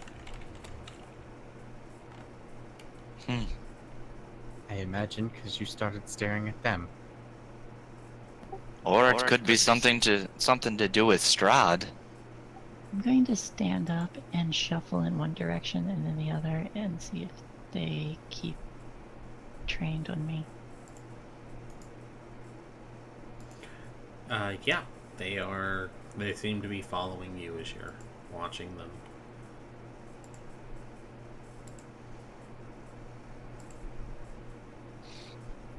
I'm going to... Pancakes! And you hear as the waitress comes by and slaps down a large platter of pancakes. I hope you all are hungry. These ones have blueberries, and here's all the sausage you asked for, Sir Gregory. And there's plenty of butter and lots of syrup. And she just sets it down on the table in front of all of you. She's like, here, eat, enjoy. I just start chowing down on the I cut a little piece of the pancakes off and put it on a side platter for the monkey if he wants any, and then I just start eating the rest of the pancakes. He does. He starts eating. Thank you, ma'am. I stop in the middle of my dance and I'm like, oh, and I go over to where they are and I just dig in. Well, looks like he got distracted from his ritual. I'm gonna Yeah. eat, but I'm gonna keep staring uneasily at the ravens. Once you look back up from the plate of food, you see that they've kind of gone back to just their perching and doing whatever.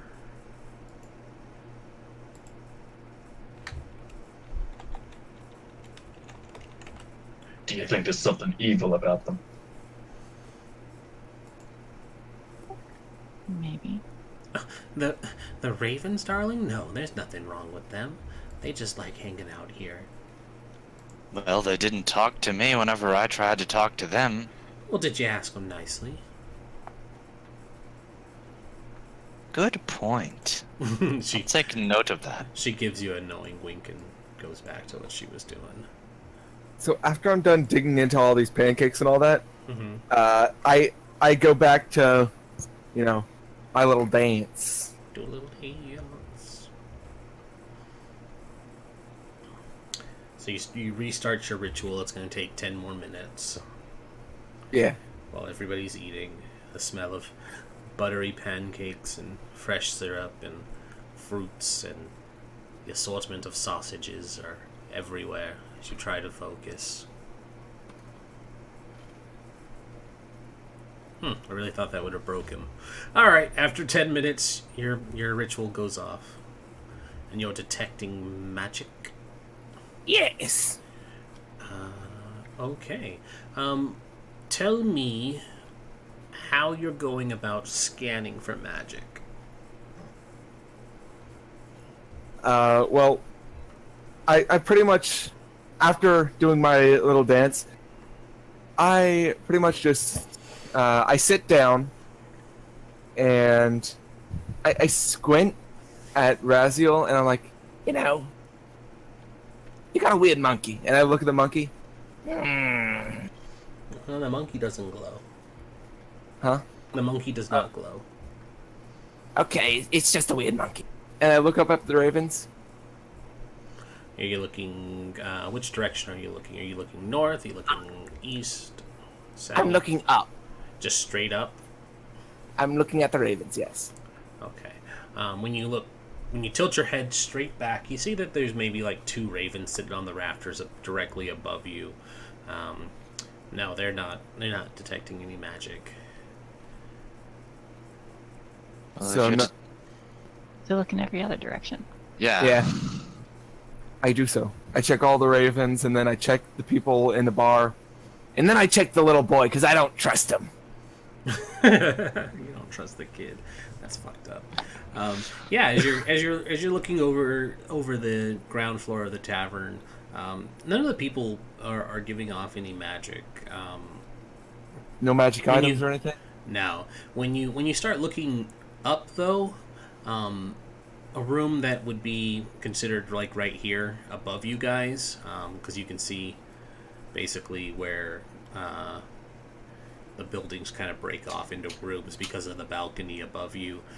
There's a room directly above you and a little to the south that's giving off some magic.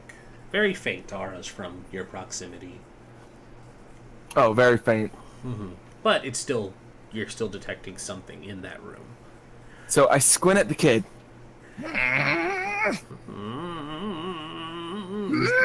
There's some steam coming out of your ears, and the kid's looking back like you're having a staring contest. He's just like. Then after a while, he sticks his tongue out at you. What? and then Rylor blinks. and no, you don't detect any magic with the kid. I look at Raziel. And I'm like, you know what? Whose room is that up there? Directly above you. I don't know. I don't work here at the I'd inn. imagine he's pointing like straight to the spot where I leant over the railing to call them up. Yeah, as a matter of fact. That's Rictavio's. Oh, he has some magic in there. Yeah, that doesn't necessarily surprise me. Yes, he's a very fine gentleman. I still vouch for him. He seems nice. Unlike this kid over here.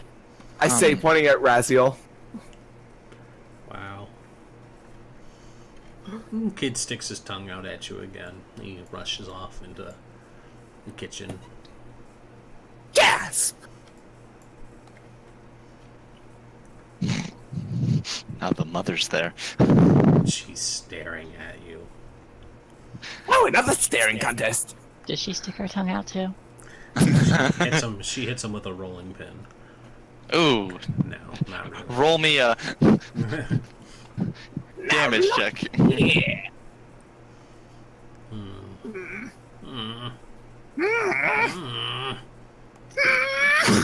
No. Are we all done with our food yet? I don't know. Are you? I'm done with mine. I finished all of mine. I don't. My monkey's finished his stuff. That's your choice. Yep. I savor the sausage, but I'm done too. Yeah. Yep. Okay. So, are we going to head up to the? That the plan? Heading up? Yeah. No, we should probably just leave and forget about it. I mean, Okay. you Where could. be gone? How dare you? Whoosh, go. We've only left him waiting, what? Like, at least half an hour? Yeah, give or take. That's what we told him we'd be waiting. I blame talking to the ravens. It was a bad idea. Actually, Eastmark will come too. Wait. Didn't he say that he looked at the rest of the ravens? Did any of them have anything just for his sake? Nope. Because I know that he did say that. Okay. Nope, they didn't detect any magic. Okay. I'm trying not to move all of you. Blap.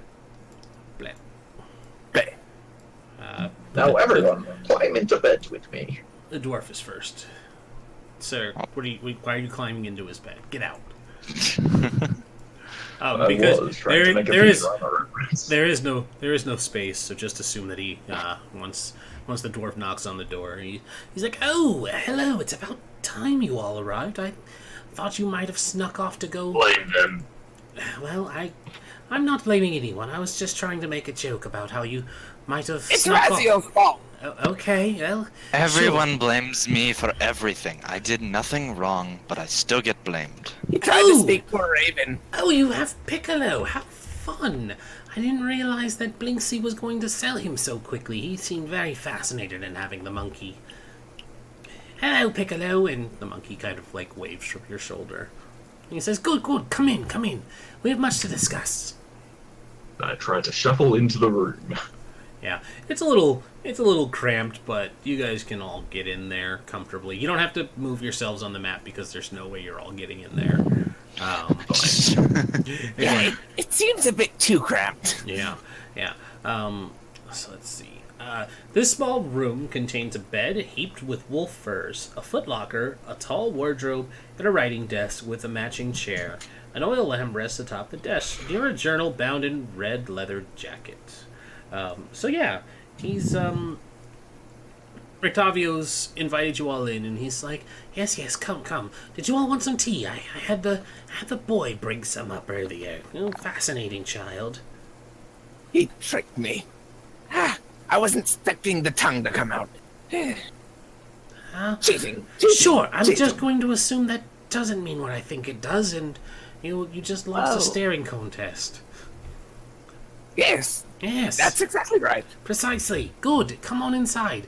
And what do you think it was? Nothing. Don't worry about it. And he closes the door behind you all. And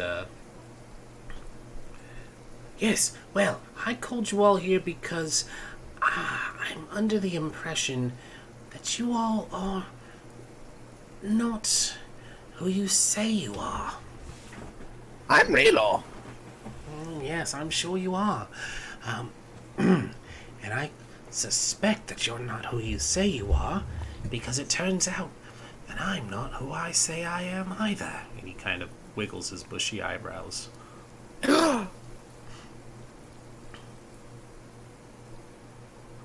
Go on. So, you all are new arrivals here, yes? I imagine those. Yes. I imagine those filthy. Yes. I imagine those filthy Vistani brought you here, telling you that you were going to do some noble venture. Led you to your deaths. Led you to your deaths is what they did. Seems about what they did. Yeah. Well, I was just in it from the vine. Knocked us out, dragged us through the woods. Yeah, sounds about right. You say that with such vehemence. Did this thing happen to you, too? Oh no, far worse. I have no love for the Vistani. They have wronged me 1,000 times over. But that's not what's important. I should properly introduce myself. My name is not Rictavio, and I'm not a circus ringmaster. My real name is Rudolf van Richten. I am a vampire hunter. And that's where we'll stop for the evening. Okay, that seems like a good. No, Would you say his name is more Rudolph Van hours. Richten? Rudolf van Richten. 2 more hours. I just remembered somebody saying they didn't want to go that long again. I don't know if it was if they were able to, but that's where I wanted to leave it. Yes. Damn it. He is a Why vampire said they hunter. didn't want to go that long again? Was it? I know it wasn't me, because last night we went for 5 hours. Well, was somebody saying they didn't want to go for 5 because of work? Oh no, I said that it might have been that way. Oh. We can go for longer. It was me, and I remember now I said that I would have probably not have been able to do 5 hours because of work. Oh, well, then we can keep going. Yeah, we can keep going. I don't have work usually on Saturday mornings, and I don't this Saturday morning. Okay. I So work Fridays tomorrow. are usually good for me. What's Shay? I work tomorrow, I just don't care. What time do you have to be up tomorrow? Early, but who cares? Oh my god, you're killing me, girl. This is fun. Okay. I haven't had dinner yet. All right, Neither have I. you know what? Let's take a break. Yeah, I was gonna say we can at least take a break because we've been going for 3.5 hours. So Yeah. we'll take 10 and then come back. Okay. Okay. Alrighty. So everybody, Nothing's gonna be ready in 10 minutes. I'm gonna... that's fine. You can get started, Morph. We don't. Do you want to stop? Is that what you want? Like Yes, seriously? please. Okay. you. So Morph needs to stop. Then we can stop. Okay. Okay. Yeah, you got to speak up about that stuff, or I'll actually keep going because everybody else is like, yeah, let's go. All right, so this will be the end. Thank you guys for watching. We had like 7 people watching, and then we had a lot of bit drops today too.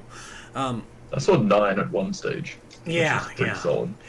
We kind of dropped down to 5 in like the last like 45 minutes, but it had stayed around 7 for most of the night, which is great. I actually have a singular viewer. I was thinking about implementing something that I saw from another channel that looked pretty neat, and it would definitely be something that would be better later on.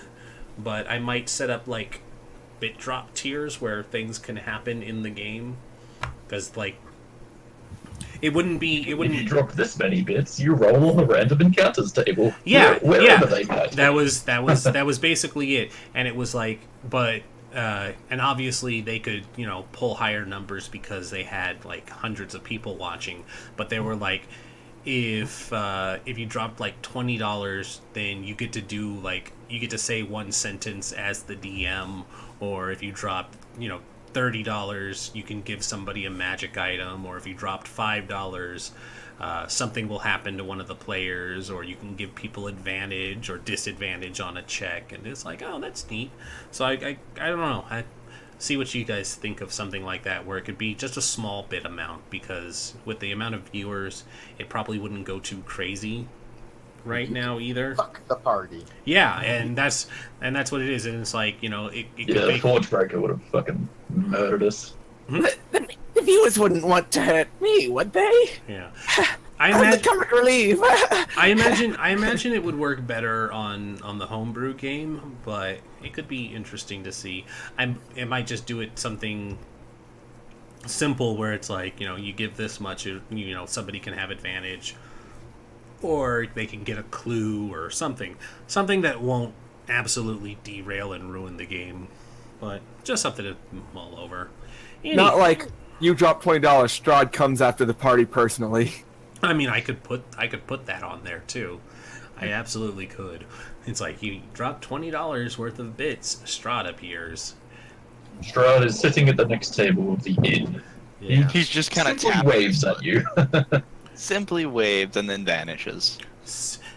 Gotta get some Simply Strahd. He appears. He was a dog. He leaves. Okay, so we're done for the night then? Yeah, we're done. So, everybody who's been watching, you guys have been fabulous. Thanks for hanging out with us. We will see you next Friday, although we won't have Raziel with us. Maybe I'll wing a one shot so you don't miss this lore dump that Rictavio's gonna give. Yeah, it depends on how things work out. If I end up, but probably not. No. No, that's fine. No. I can prepare a one shot or something for people. That way we don't lose any time.